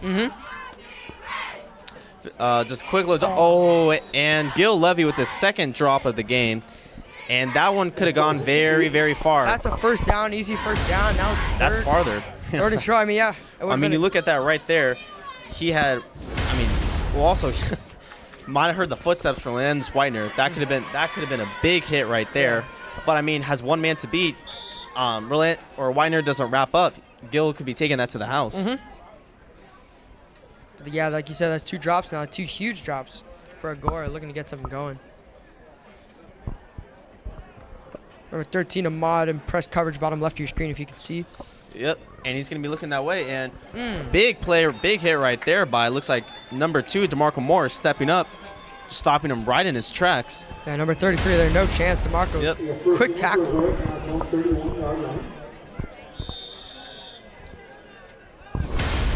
And even though it's a first down, at least it wasn't a big game, because, I mean, they still have to try. If Apache, no matter how many first downs they get, if they don't score, then it's a success by the Apache's defense. And Agoura definitely looking to put some points on the board, because they will get the ball second half. And Levy with his 3rd drop on the day. Not the greatest pass from Frederick right there. He kind of has to, when you look right here, he has to kind of turn his body around. But, you know, if you want to beat a team like Arcadia, you have to capitalize every time. And you can't have 3 drops in the first half alone. Like, as I said, they really want to score, and that could have helped out. A 2nd and short, now turns to do 2nd long. So see how they can manage. Yep. 50 seconds left, so Agoura's got to do whatever they can. And it's going to be another, and that ball is sunken right into the ground. 2 disappointing plays, if you could say. I mean, underthrown by Frederick. Wow. Almost unluckily, you could say. Max Lopez trying to get there. I mean, that could broke out. That could have been now a 3rd and short. Now it brings it to a 3rd and 10. I mean, the thing is, this Apache's defensive line, just with Nashawn Keith, Robert Barreras, Michelangelo Loretto, they're just putting so much pressure on him that he just has to dump out as fast as possible. He's not able to get much on his throws. And Nashawn Keith almost gets by him. And, I mean, what a job. Ahmad Lipscomb, looks like Chris Wilson right there on the tackle. Yeah, Tene was going nowhere that time. And timeout from the Apaches. The Apaches want to score again. They want to make this 42-7. I would say that would put the game to bed if they were to get some point or touchdown before this half ends. 41 seconds left. This isn't out of the order. This isn't impossible for the Apaches. No, This is it's going to be very likely for them to put up another 7.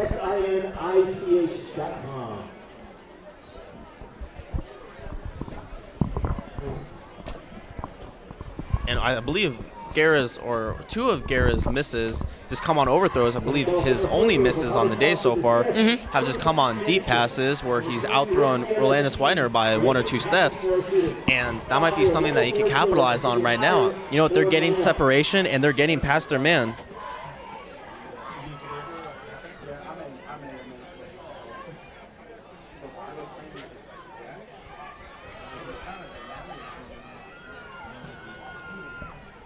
And with Rolandus Weiner back there, still after 3 punts, still has yet to return one.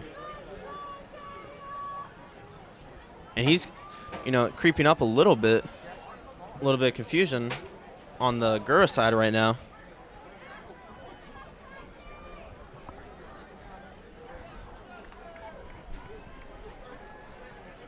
I mean, the goal right now is just to not let Rolandus Weiner touch it. Yeah, that'd be the smart move. And looks like he's going to be able to touch it on this one. And nope, goes out of bounds at the 40. Apaches have 36 seconds to go 60 yards.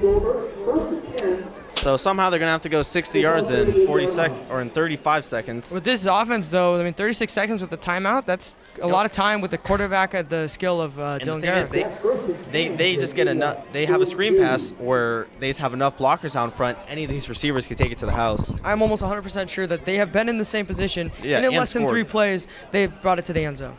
I mean, you could be looking for Maxie. He likes the kind of dump offs with Ahmad and Rowe. I mean, Rowe and Ahmad are lined up on the same side of or right next to each other right now, right next to the 40. This could be a big play. Let's see this. Who knows? And it's going to be a screen pass to Rowe, just like I said, and he does not catch it. But also, that would not have gone for much. Yeah. DeMarco on the right side, completely open, but looking for Rowe. Yeah. Just took his eye off the ball, but gets laid out, I believe, by Tene. Wow, great. I mean, Tene, the man of the hour for the Agoura Chargers right now, have an incredible game. And 32 seconds left. Like I said, they love getting their men out there in open space and letting them do their thing.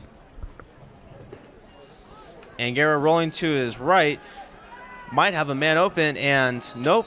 Not going to end up being in the stretch of Dylan Wright. Yeah, just out of the reach of Dylan Wright. Agoura rolls right. For how long he is, it's surprising he's not able to get that one. Yeah. So now third and long here. 3rd and 10 right now. Apache's come up short in both plays, and they're might have to throw this one deep.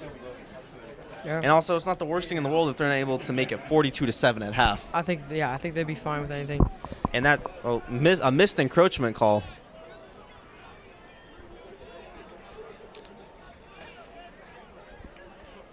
Agoura in shotgun. Agoura looking deep, lets it fly to lets it fly to Casper right there. Yeah, footed into nobody. Good thing it wasn't intercepted. Bring 4th down. Apaches, we'll put it away. A definite, you could tell that was a definite miscommunication because Ahmad Lipscomb went one way and the ball went the other. Yeah. Looks like Lipscomb was targeted, but our Apaches having a quick 3 and out, and I think they really were just trying to force it too much right there.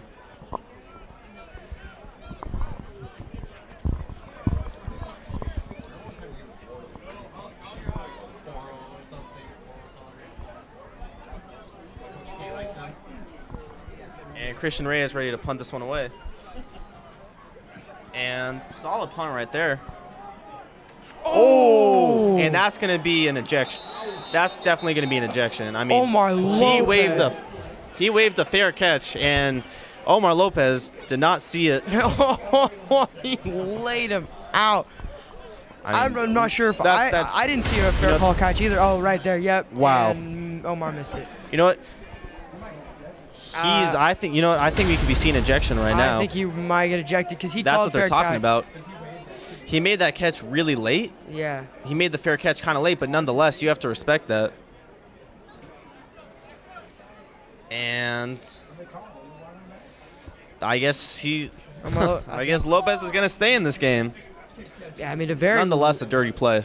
Don't think he really meant it, but that's a very late hit. Yeah. Very late fair catch call. And man of the hour, there he is right now.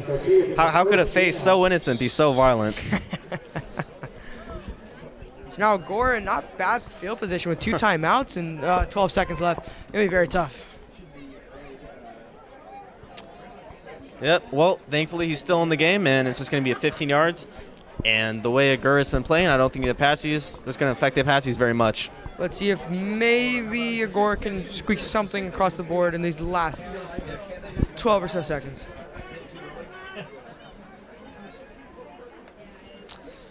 And once again, nowhere to go. Has to step up in the pocket. And it looks like Robert Barrers and Nashawn Keith are there once again. And that's going to bring us to the end of the second half. Going to drop down the backfield. And that'll bring us to halftime.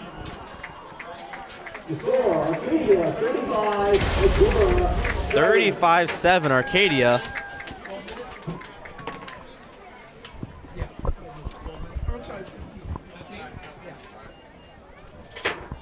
We'll be a reminder, the winner of tonight's game will advance on to the quarterfinal round next Friday to face the winner of the game between Arroyo and Temescal Canyon. The score in that game right now, Arroyo 10, Temescal Canyon is winning 17. Again, Temescal Canyon 17-10 at halftime. Should Arcadia hold on and win this game, if they face Arroyo, that game would be at Arroyo High School, about 3 miles away. If it's Temescal Canyon, the game will be on the road at Temescal Canyon, which is located in Lake Elsinore, about 1 hour away.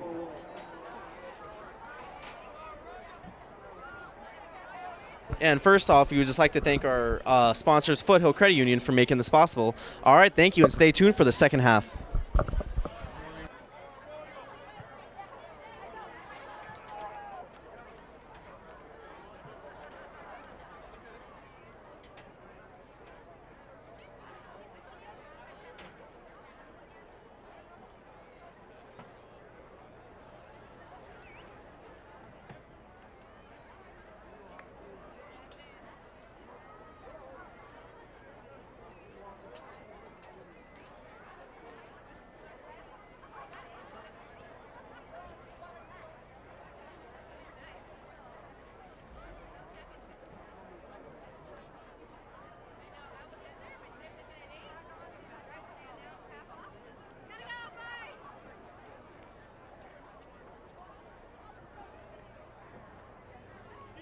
Good evening, ladies and gentlemen, and welcome to your halftime performance for the evening by the Apache Marching Band and Color Guard.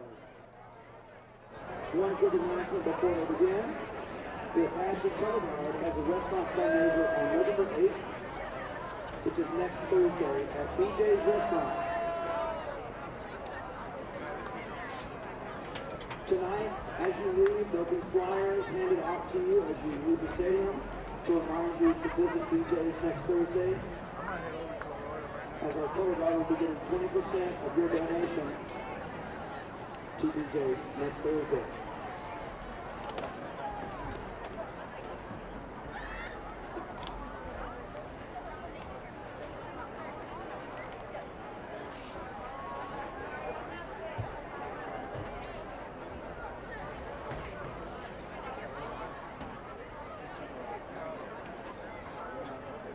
The Apache Marching Band and Color Guard will travel tomorrow to Chino High School in Chino, California for a band review in the afternoon and a field show tournament in the evening.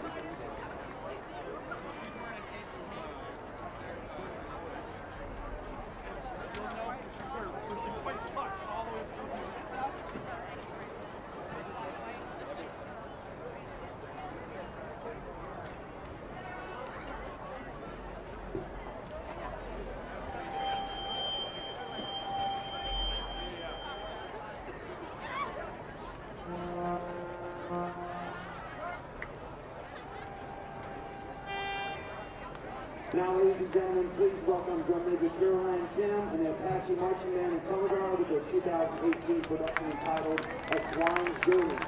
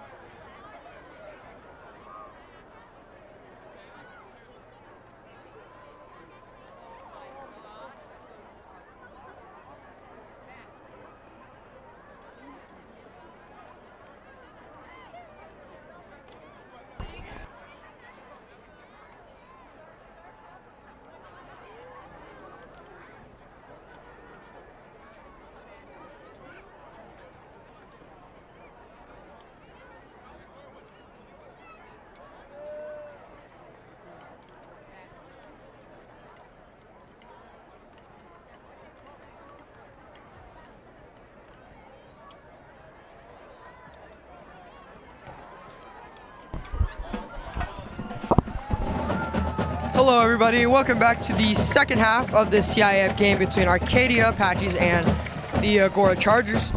First half had a lot of scoring. Arcadia came out the books really hot, scoring on their first 2 drives of the game. Orlando Widener racking up a lot of yards, having a great game. Dylan Guerra 3 touchdown passes in the first half, and been all around great job by the Apaches.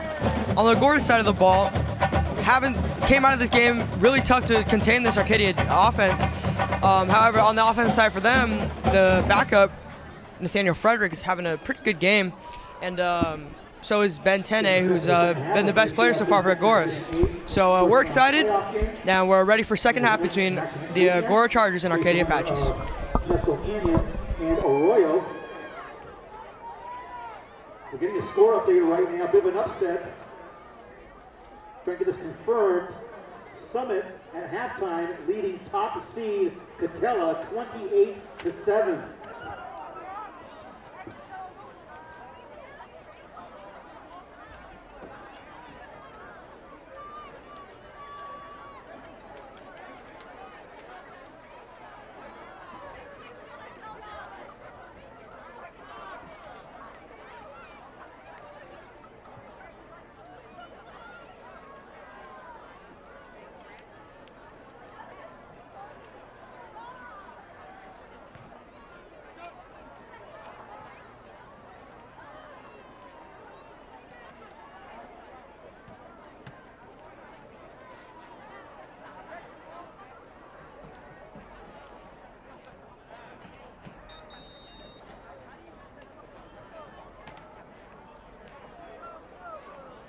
And we'd like to give a quick shout out to number 17, Chris Wilson, not only an outstanding linebacker, but a great APN TA. Doing it on and off the field, just like the rest of our Apache scholars.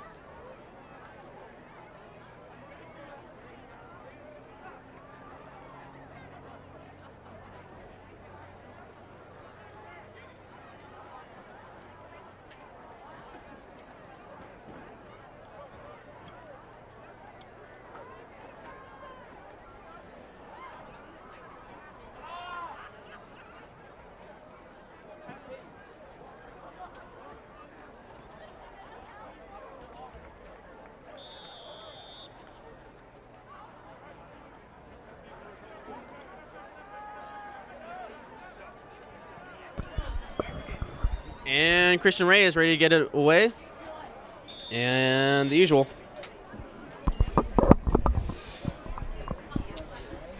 And, I mean, not much to look for in the second half. Just kind of look for the Arcadia to close the gate on Agoura and eliminate any chances of a big upset or a big comeback. You don't want to have a Catella part 2.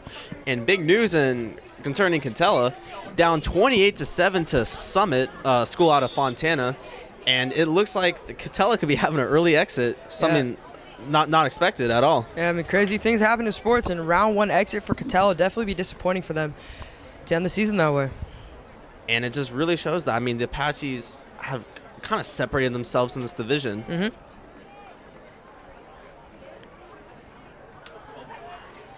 And running back to Tene just gets swallowed by Nashawn Keith and just the rest of the Apaches defensive line. Yeah, nowhere to go there for Tene. Had a great first half. Not the great way to start it second half. But let's see how the Agoura Chargers can start off this second half. And also something I haven't mentioned today, I don't see Dorset Manning on the field. Yeah, I haven't seen him around. Rumors is he got expelled. Don't call me on that. But so that's just what I've heard. Really unfortunate. So hopefully that's not true because, I mean, just is outstanding on defense and offense, really strong, and is able to just really penetrate the hole and open up a lot of gaps on offense. And Ashawn, wow, you know, I got it. Got all of us. I thought 10 had the ball. I was about to say, had a miles to run. Well, I mean, the thing is, we're used to seeing 10A get the ball in those options. That was a good fake. He got all of us. I thought he was going to run got in all the of end us zone. except for the people that matter. Yeah.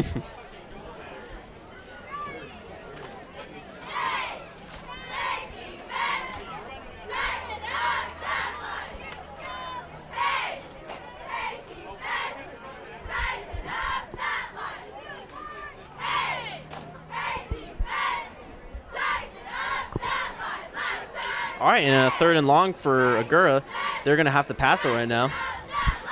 And Frederick looking for the dump off, and number 10 breaks a tackle right there. Max Lopez looking for the first down, but comes up short. Coming up short. Agoura is going to go for this one, and you could just possibly expect them to get the Apaches to draw offsides. Oh, he's going to run this right up the middle, and he might get stopped. I don't know if he got the first down right there. That might be Apache football. And yep, that is going to be Apache football. Agoura trying to come up clutch with the QB sneak, and they fail. Yeah, I mean, unluckily there by the Agoura Chargers trying to get through. But now Arcadia can have great field position. I want to get back to that 3rd down play by the Agoura Chargers. It was a good pass by Frederick, but it was also the same play that looked like that Deontay Bevel brought it back for a touchdown. It's a good execution this time, but unluckily couldn't get a first down. You know, they're pretty much every time it's just going to be crossing routes. I mean, it's pretty much quick slants from Madden. Yeah, that's true. And you just know that you just got to hit X right out the gate. Things are cheat codes. Yeah, it really is. But not a cheat code in real life. Apache's proved to stop it, and also looks like Jake Meadows was there for the QB sneak. And Guerra dropped back, ready to throw, moves up in the pocket, has a man deep. Touchdown, Arcadia. MTF family, Dylan Wright with the 2nd touchdown on the game. Man, I guess 3rd time really is the charm. Doesn't overthrow the receiver this time. Great pass by Dylan. On both sides, Dylan Wright and Dylan Guerra. Good pass by Dylan. Great. Dylan Wright gets his meal ticket right there. And really too easy. Yeah, first play, very aggressive out of the turnover. Looking deep and touchdown Arcadia. You know, and that's what you needed to do. You really need to shut the door right on Agoura. You want to make sure that there's no chance of them coming back. Very aggressive play call. And, you know, you could just see the lack of effort by Agoura. I mean, especially on the extra point. Just all signs, the body language just shows that we're done. We want to go home. And you know what? I don't blame them. Yeah, I mean, a game that could have very well turned on its heels when Agoura had the ball. It was a two-possession game. Definitely. 10-8 came out, and then ever since then, it's been all Arcadia. You know what? Ben Tenay was really running strong. Yeah. Got hurt, looks like he kind of took a helmet to his shoulder from DeMarco Moore and got out for a couple games, and that really just killed the momentum. Yeah, after that drive, Arcadia really just took over the game. Central Canyon 17, Arroyo 17. And you know what? I think the Apaches are really making a name for themselves right now. They're listed, at least the computer rankings, has San Dimas above them. But I mean, you know what? A team's going to have to put up with the Apache speed. And so far, besides Cathedral, we really haven't seen a team being able to stop them. You know, and even against Cathedral, they were in it most of the game, and they were up at the end of the first half, and they lost to Hart by a score.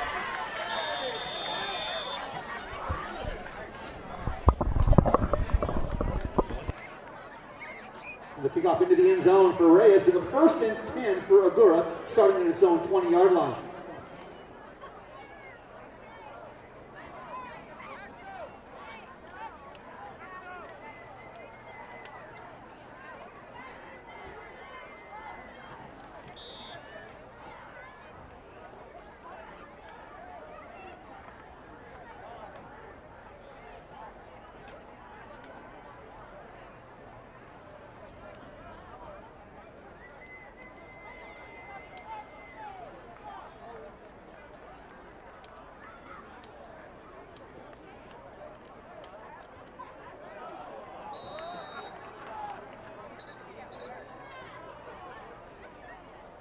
Pass deflected by number 20, Robert Barreras.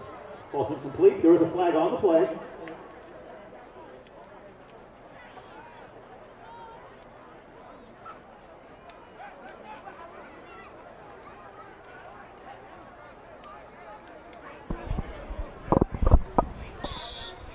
And looks like a flag against Arcadia.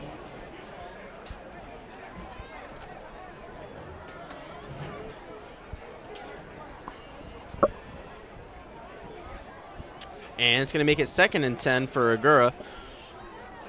Frederick just really trying to get something going. And once again, just looking for a quick slant route. And looks like Roski almost was frustrating himself for not kicking that up to him possibly. And I mean now, just a little pump fake just goes up the middle to Gil Levy right there. Once again, a reminder, all hot food in the snack bar now half off. All hot food, hot dogs, nachos, chicken bowls, and hamburgers, all half off. And it's going to bring up a 3rd and 10. Yeah, 3rd and long here. It's going to be tough for Agoura to get this first down.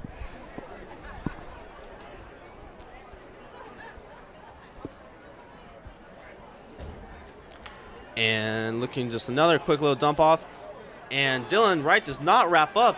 And that's taken for a first down. Sloppy tackling. Lazy going up high.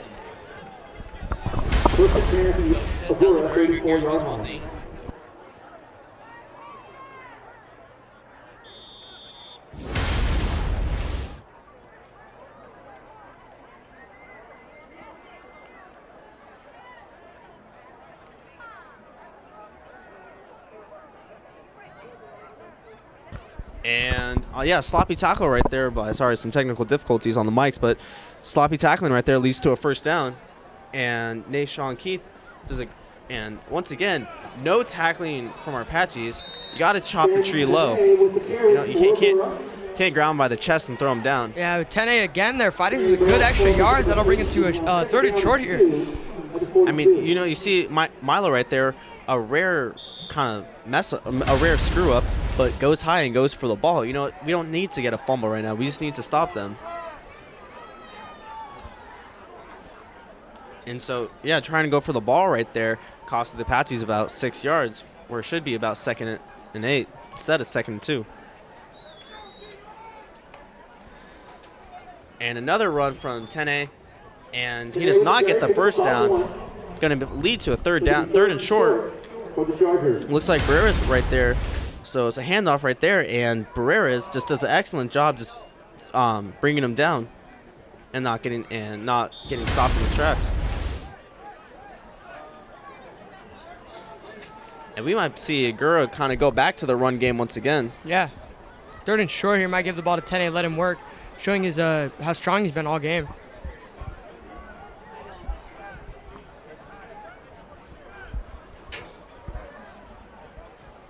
And blitzing up the middle to read the play perfectly, and that's not. I don't know if that's going to be a first down. You might have to get out the chain gang for that one. And barely gets it, but wow, just looks like Chris Wilson was right there on the stop, but just not able to drag him down soon enough. Another first down for Agoura. I mean, they're marching down the field.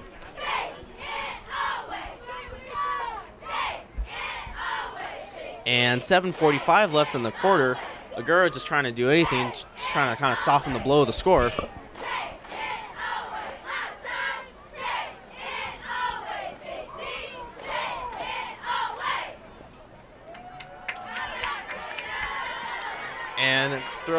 And looks like 4th drop of the day.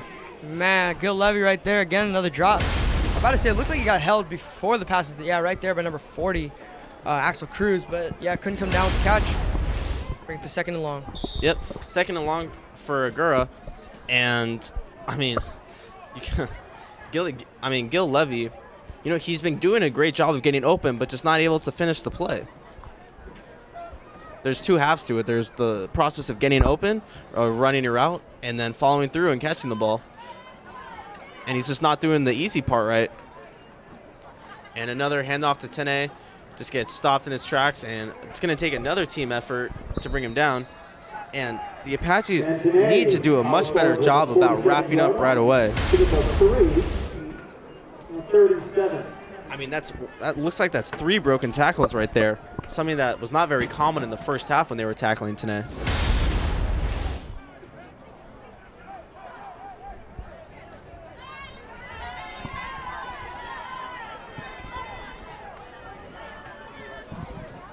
And 42-7 with 6:50 left in the game.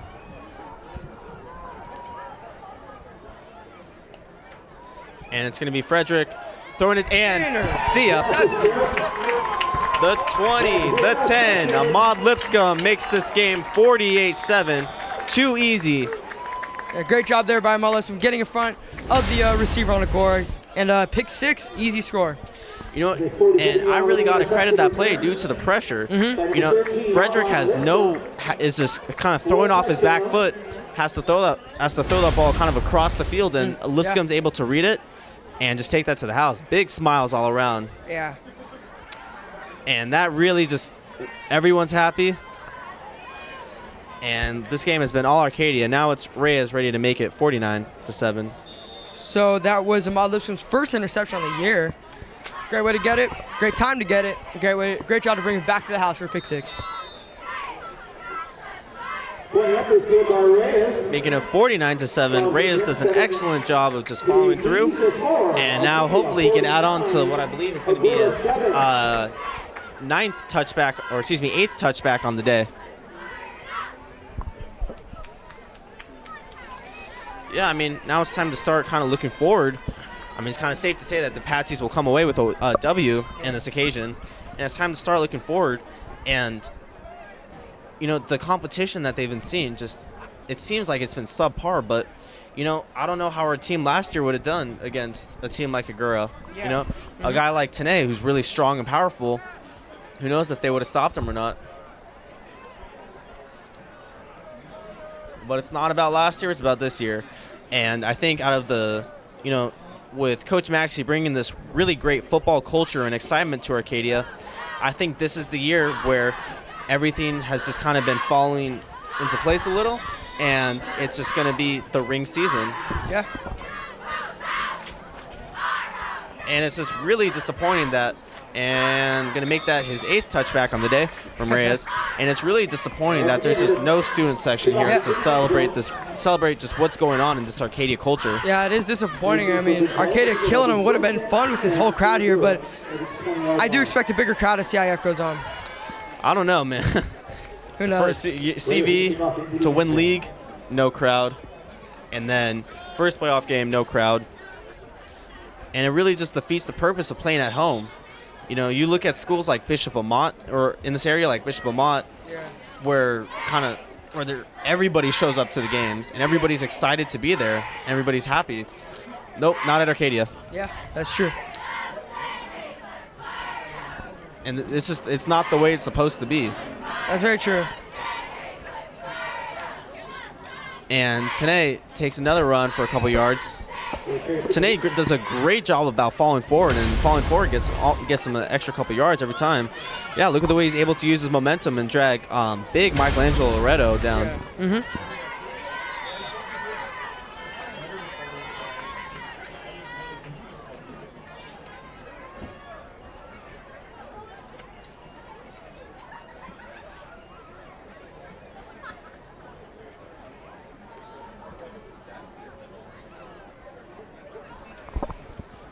And Frederick looking to pass once again, and looks like Gil Levy is not able to make the catch. It looks like he trapped it, and going to make it 3rd and 8.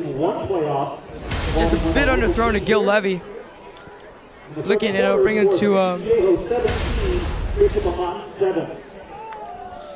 and third. word around Division I playoffs right now is Bishop Amat might get upset by Mission Viejo right now. Amat producing great talent such as Tyler Vaughn's USC wideout number 21 having an excellent year. I believe the first player in USC history to return a punt and catch a touchdown in the same game. Yeah. One of the only bright spots of USC this year. That's very true. But, you know, it's rebuilding year, you could say. JT Daniels there going to be really good. And Gil Levy making up for the 5 drops from earlier. Yeah, that's a great job there by Frederick, looking over the middle. Levy, good route, makes the catch, first down, Agoura. You know, and we're starting to see some of our subs come in. You know, we kind of see Axel Cruz and Chalisa Chafee, but nonetheless, these guys still got to make plays. Yeah. Even the game's kind of in the bag.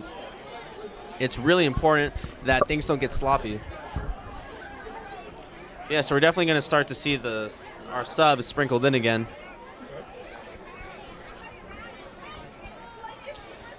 Yeah, not really not really the same scenario as last year where we were down at half, and I believe big run right there. Nice tackle by Noah Cabrera. But down at the half and not much left, or not much hope, but we ended up coming back. Yeah. About 6, bring up 2nd and 4.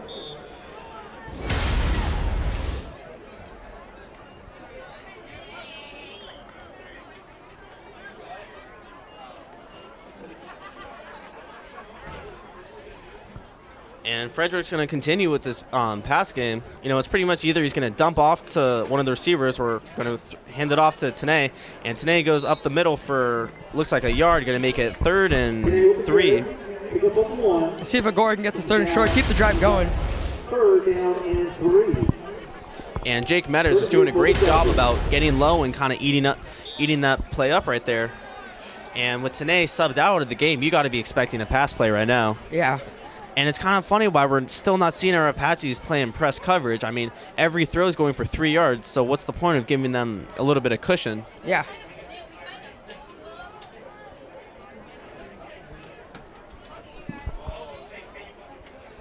Just got to expect another just couple quick cross routes. And another quick cross route. And eaten up by number 4, Dylan Wright.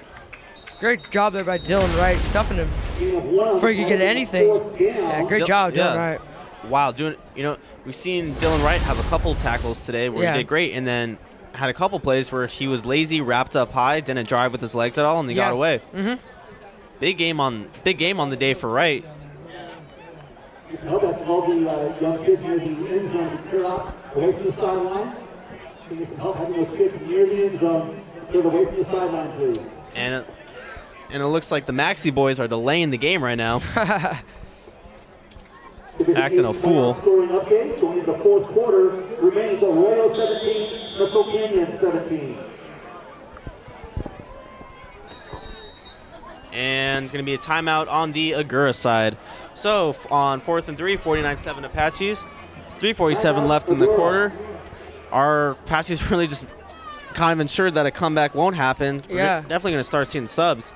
And so we mentioned Chalisa Chafee earlier today. I think he's going to get his opportunity. Yeah, he's already out there on defense. Yeah. Quarterfinal round next Friday. Should they win tonight, they'll face the winner of Arroyo Crystal Canyon. Those two teams currently knotted up at 17, entering the 4th quarter. Crystal Canyon had a 10-0 lead in that game. Arroyo has now come up with 3 consecutive stops on defense on 3 drives against Crystal Canyon.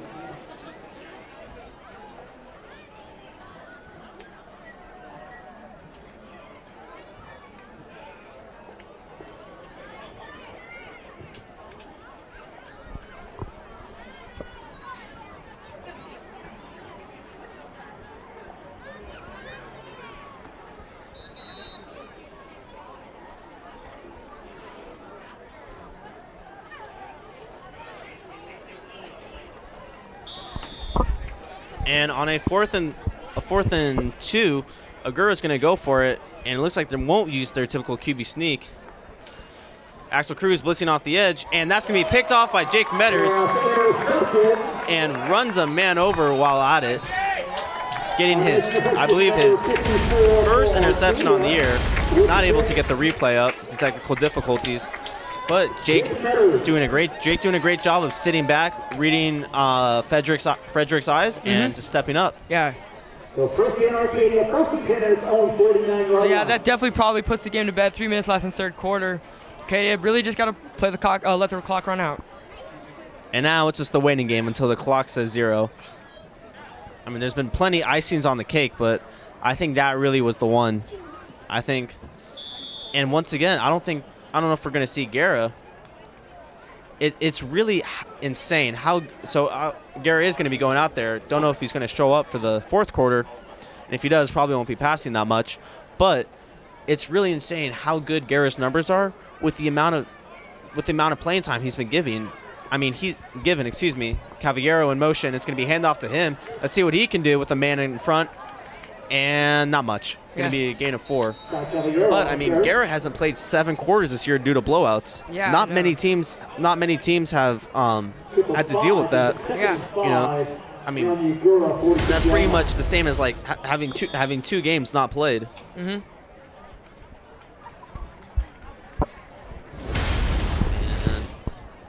Going to be 2nd and 5. And a run up the middle. This might be going far. Chafee with the ball in his hands, making men miss, and is going to be down at the 20 after a gain of 26 right there. Yeah. As we talked about before, Chafee really good on his feet. Great gain there. And Apache's marching down the field. Yeah, great job by Anthony Leon right there, just leading the pack and just doing a great job of just opening up a hole. Really not enough can be said about Anthony Leon and what he's been doing for this. What he's been doing. I mean, you just saw him pancake someone right there, speak of the devil. But you really can't say enough about what he's been able to do for this Apache's offensive line. Yeah. You know, having guys graduate last year like a Manny Carrera who actually quit early. Yeah. But having to replace, I mean, Jerry Liu and then some of these other big hosses. Mm-hmm. You know, Leon has really stepped up, and the hard count gets him. Guerra just so good at it, has really perfected it.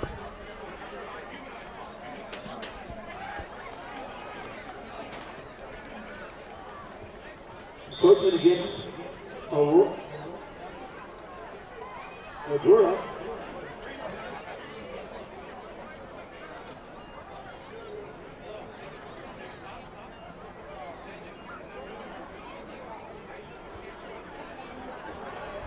And that might be going far. That might be going for a touchdown. And all the way to the 1-yard line. And just another simple run up the middle. Chafee really, I mean, showing the running side of the Denard Robinson comparison. Yeah, I mean, that's another run where he just showed how quick he is, like you said. Got it up the middle on the 1-yard line now.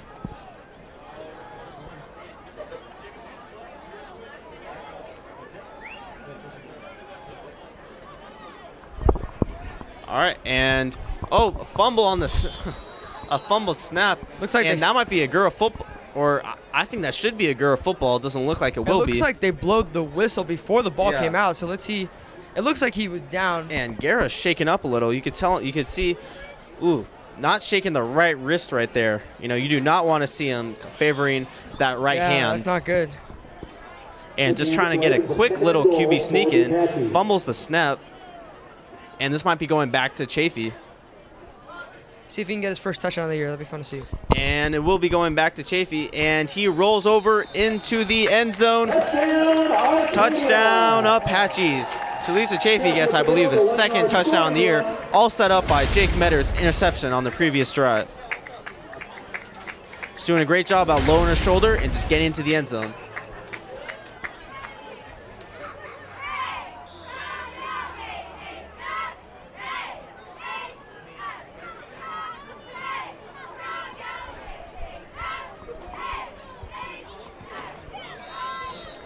Reyes puts it through. Makes it a 56-7 ball game with a minute left in the 3rd quarter. And making it 56-7. Now looking for, I believe, his 9th touchback on the day. Just absolutely insane. When the community works together as a team, great things happen for our students. Stop by your local dealer to see the. And once again, we'd like to thank Foothill Credit Union for sponsoring us. And we're also thankful. I believe we got a sponsorship from AEF. We got a special award, so we were able to film. I believe we got something like $3,000 from the Arcadia School District. Wow. So we're able to film all the playoff games. Hopefully, no matter how far Arcadia goes, making this possible. We are going to be making every game possible for your viewing.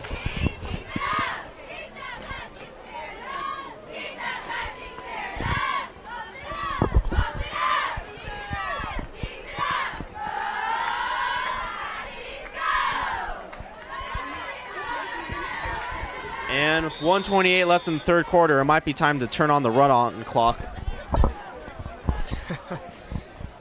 Might be time to get this game over with. Yeah. I mean, it's been flying by so far, but, you know, it's been just a blowout. And this one, oh, dropped. This could get ugly. And what? I guess when you take it out. How was that a touchback? He caught it. You know, I don't know. I mean, I've been told to calm down my chirping about the refs, but it just seems a little bit strange how he caught the ball inbounds, dropped it inbounds, and yeah, not sure about that one, Chief.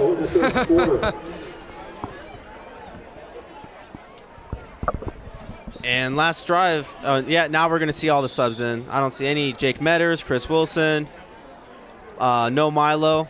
So, yeah, so now it's time to start getting our younger guys in there. Yeah, this will be fun to see. Little goon Omar Lopez is out there right now. Has kind of been a standout for Arcadia and making a little bit of a dirty play today. A big hit on a punt. You could say kind of late, I guess. Just a little. It looks like on both sides the bench players are in, as a new quarterback, number 18, is in for the Agoura Chargers. And it looks like, yeah, no Ben today. And it might be, you know, if I'm Frederick, I'm kind of mad because I believe, or Junior, never mind. But I mean, for some of these seniors, you know, you got guys like, guys like Ben Tenay, senior year, you know, this is it. Yeah. I assume that's just because it's a small school that not a lot of these guys have offers. Yeah. So it's just kind of disappointing that this is how their season ends. Yeah.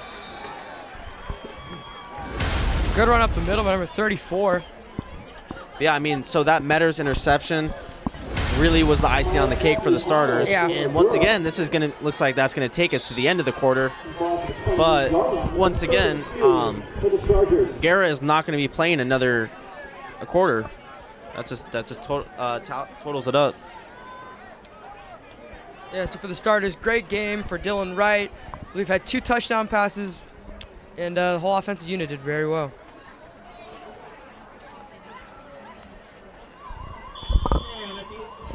And at the end of 3 quarters, it is 56-7.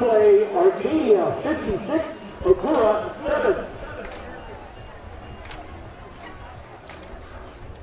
Gatorade tested in the lab, proven on the field.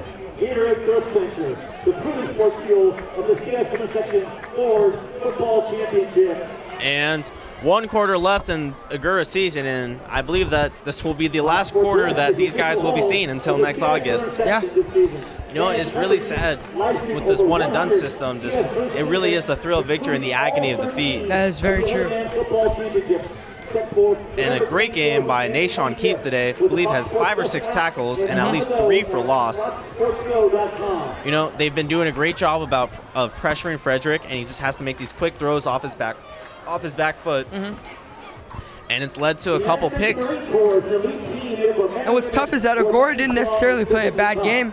You could say that on offense they were efficient. Yeah, they weren't did sloppy very well. by any means. It's just Arcadia, they're really strong on defense. It's going to be very tough for teams to win against them. I mean, you know, the Arcadia really could run up the score to 70 if they want to right now, but I mean, it's just not the right thing to do. You got to keep everybody healthy. But nonetheless, we get to see our second stringers once again. And it's going to be a run that goes not for much. I don't know if it's going to be enough for a first down. And this is just kind of the boring part of the game where you're just waiting until the clock hits 0. Yep, stalemate. I believe that was number 41. Oh, a big missed face mask call. Wow. 53 got a hand. Yeah, got a. Yeah, so now we're at the point where it's a running clock.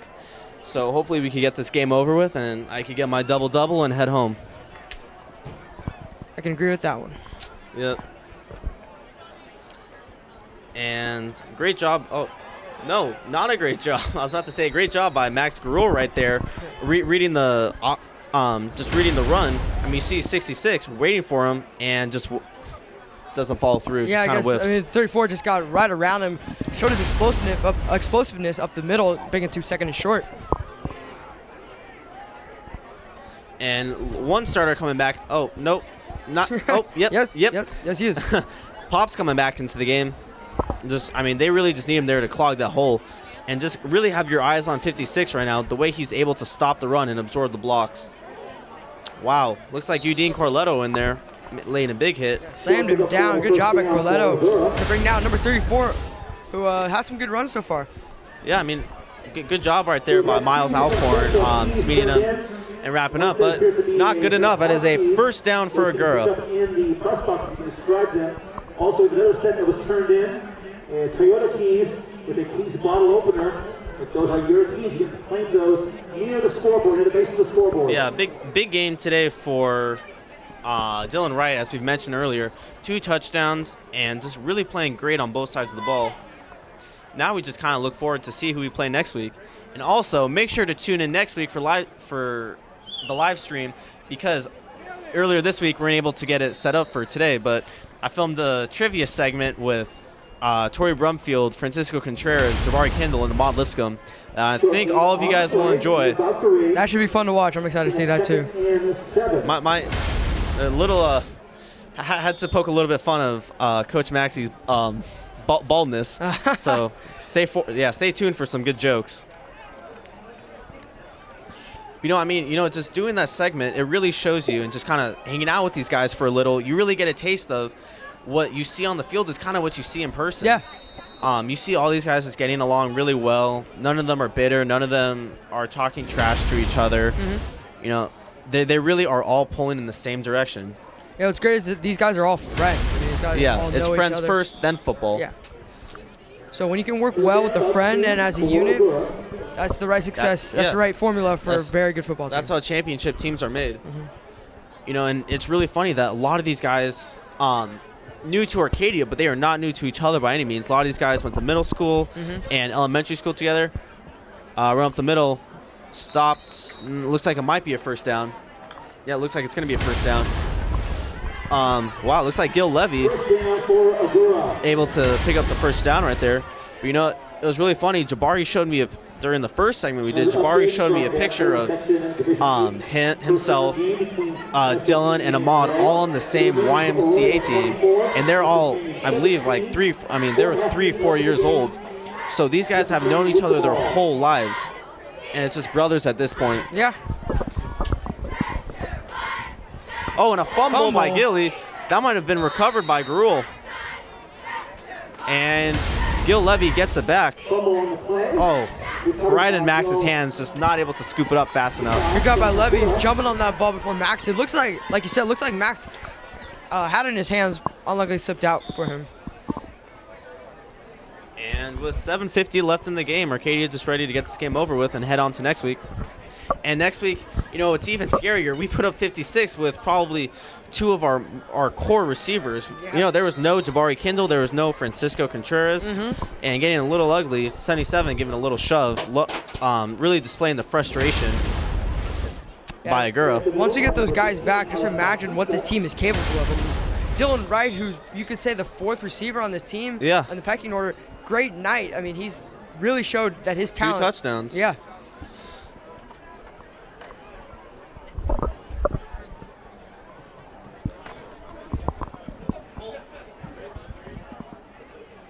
And it's going to be a pass. That is a great wrap-up right there by Omar Lopez. Or excuse me, Noah Cabrera. Not Omar Lopez. Number 11, Noah Cabrera right there on the stop.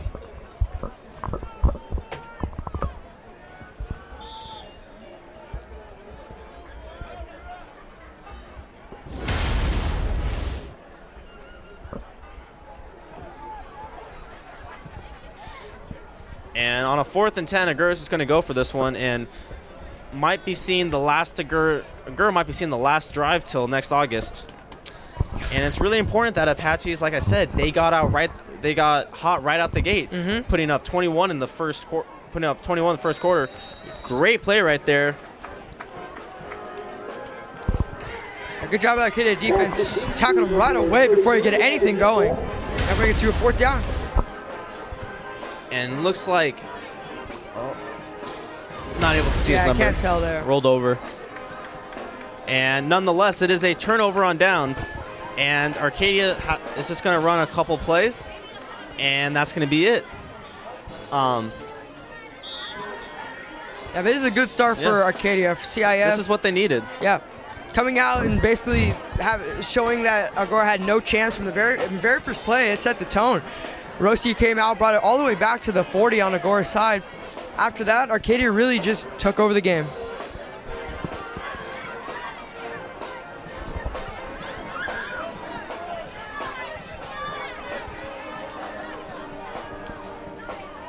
All right, and looks like Guerra's back there, but looks like Chal is in the backfield.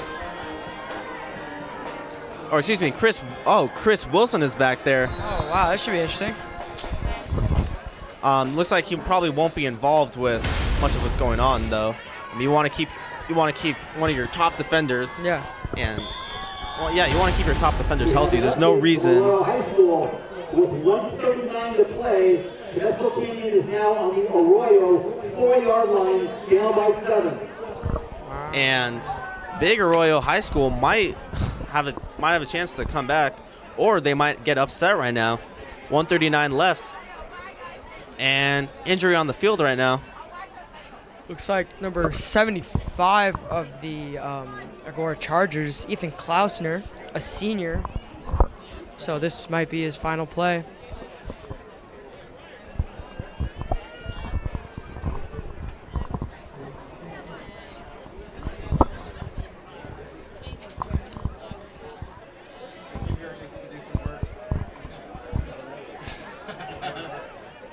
Yeah, it's going to be interesting to see who Apache's play next week. And, you know, Agoura coming into this wasn't looked at as that. Oh, good to see he's able to walk off the field after that injury. Yeah, it is unfortunate that he is a senior, so this will be the last time in a Agoura Chargers uniform. Yeah, but I mean, you know, there's going to come a day for Arcadia this season where they also will be in that position as well. Hopefully they finish their season with a win. Hopefully it comes later than sooner. Yeah. But always want to finish the season with a win. Let's see. Yep. Hopefully Arcadia can do that this year. If the seniors can walk away happy with the CIF championship. You know, if Coach Maxey could just get, or especially in Pollocky as well. Pollockie's coming from a Hoover team that's 0-10. You know, if these guys are able to get that ring that they've just been chasing for so long, it'll be nice. And and met at the wow. Great play right there. And really hyped up considering that they were down 49 points. Yeah, I mean, trying to get something going. Always happens when something like that happens. Yep. That was number 28, Kyle Kim on the run. Got stuffed, nowhere to go. But yeah, I want to talk about how they want to get their rings and hopefully they can get it this year. Last year really sucked. I mean, they blew that lead to Catella, and they came back hungry this year. New players, Dylan Garrett, new quarterback, and man, he just took the throne and he took control of this Arcadia team, and they built around him, and they got all these new receivers. And it's really exciting for the next year to come to see how he can even develop the team even more. You know, he's going to have a whole new receiving core next year. I mean, even probably the next making it. Wow, Chal is nifty. Oh, nifty man. Ever. That's 3 men and gets pushed out of bounds. But nonetheless, before getting a big gain. Yeah, so like I was saying, I don't think Guerra has thrown to a single underclassman this year. Because as soon as the time the underclassmen are in, the game's over and Guerra's not in the game. With 1 minute to go in the game, Temescal Canyon and Arroyo now tied at 24. And Arroyo and Temescal Canyon are tied at 24 with a minute left.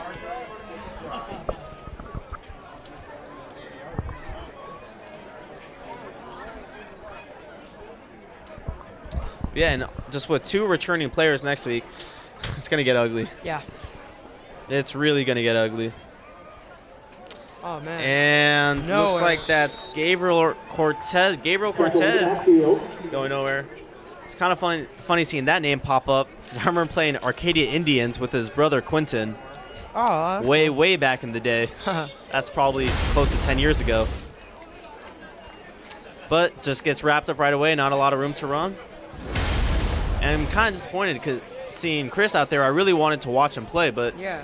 I mean, just remembering what he did to LaSalle, I mean, Oh, yeah. running over a guy, play after play, Yeah. just have multitudes. So now 2 minutes left in this CIF round 1 game, Arcadia versus Agoura. And a bad snap, and that's going to get swallowed, and Agoura is all over that. You know, and it's good to see Agoura fighting. You know, you don't want to see a team just completely give up, Yeah. and Chris Wilson really just can't do much there. Yeah.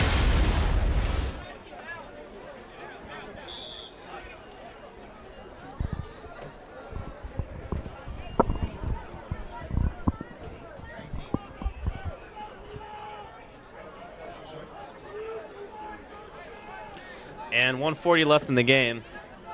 On a 3rd and 19, hopefully we could see Chris Wilson rock a throw right now. And oh, nope. And Chow goes for a big, Chow keeps on running strong. Man. Oh. And takes a big hit by Gil Levy.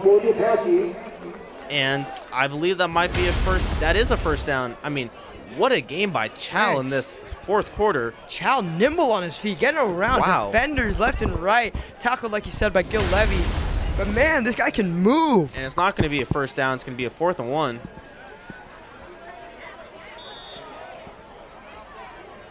Getting some love by Rolandis Weiner on the sideline. Rolandis having a great game to himself. 2 touchdowns. And really is just making it look too easy. Clock running down now. Probably just quick play here. Yeah. Clock run out. Ball game. And this might be the last play of Agoura's season. And they jump off sides. Well, and that's going to end the season for Agoura. Kind of really amplifying how the game went. Yeah. And with 20 seconds left, that will be it-ish. Yes, yep. That will be it. Ball game.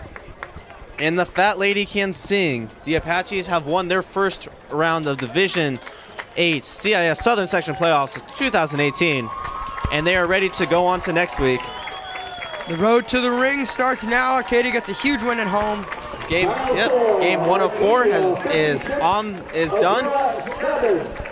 All right, and stay tuned for a little recap.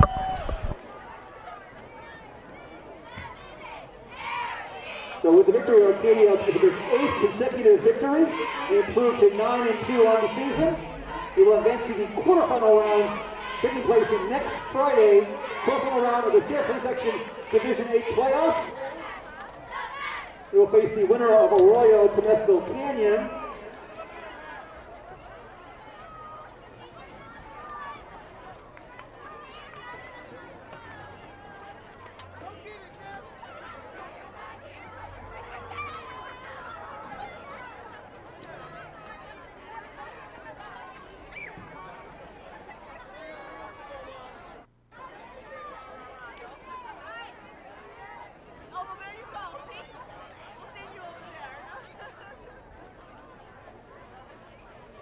Once again, we have had 2 sets of keys turned in. Set of house keys up in the press box. We had a set of Toyota car keys that have not been claimed yet. We'll probably get those some down on the infield.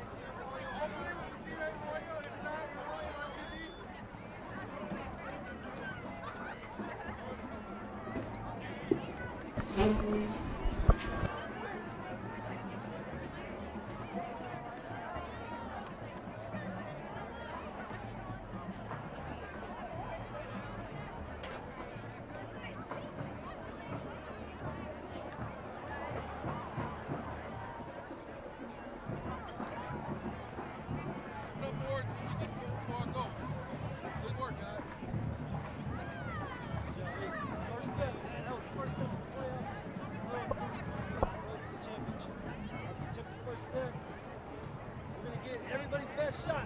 It's win or go home time. We're going to come back next week and we're going to be in a dogfight. I don't know who we're going to get at Royal Temescal Canyon. We're going to be on the road. We're going to have to dust our whites off. We're going to have to go to work. A great week of practice, great week of preparation. Continue to do what we do.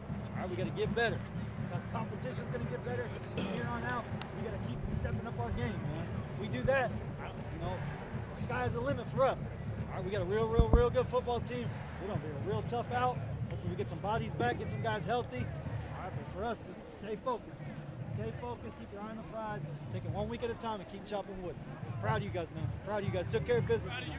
Took care of business. Hey, Coach, that one was for you. Happy birthday. Happy birthday, Coach. Happy birthday to you. Happy birthday to you. Happy birthday, dear Coach B. Happy birthday to you.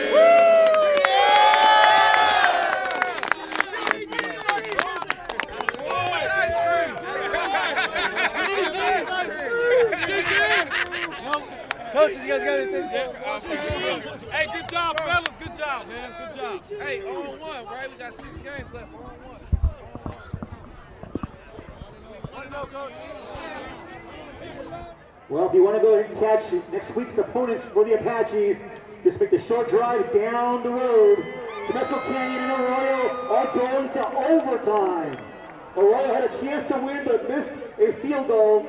As time expired, those two teams are going to overtime.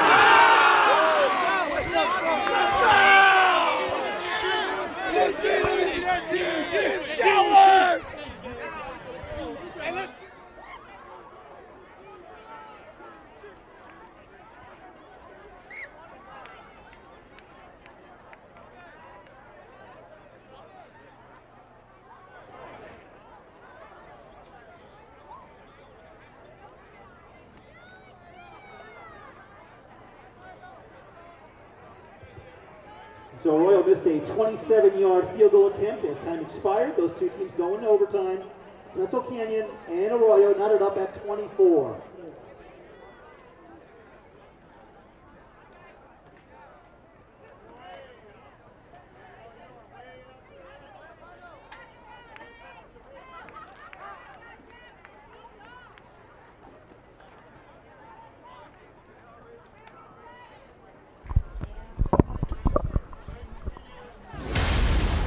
Thank you for staying with us the whole time. We expected a little bit of a closer game, but Arcadia just blew Agoura out the water, came hot out the gate, scoring 21 in the first quarter. And I am Matt Weiner. I'm Harrison Myers. And we are going to send it down to Clara with an on-field player interview with Ahmad Lipscomb and Dylan Guerra. Thank you. Tune in to next week. I'm Claire. I'm here with Ahmad and Dylan. Coach talked a lot about mindset and mentality today. What was that going in this game to be successful? Our mindset was just to win. Play as a team and just win. We played great as a team, and that's what the outcome is. You guys both played really well on offense today. How was the momentum from last week's game and being league champions? How did that come into today? Well, we just felt like in practice we just kept on practicing. No, we got to get to the ship. That's our main focus right now. But carrying on from last game, we just followed up on our mistakes and stuff, and just made sure we had no mistakes this week. To be league championships and to advance from the first round of playoffs, how does that feel? It feels great. You know what I mean? But you feel me? Like, as we said earlier, our work not done here. We still got to keep going, championship run. That's what it is. Feel me? Ring season. Feel me? That's what I need. I need a ring. Shout out MTF. Hold on. Thank you, and good job today, guys. Shout out MTF, you feel me? That's the gang, you feel me? You already know. Shout out Ali, Justin, Bijan, Sid, Aaron, Back to you guys in the booth. Nico, Good job all today, y'all, boys. London, you feel me? Thank you.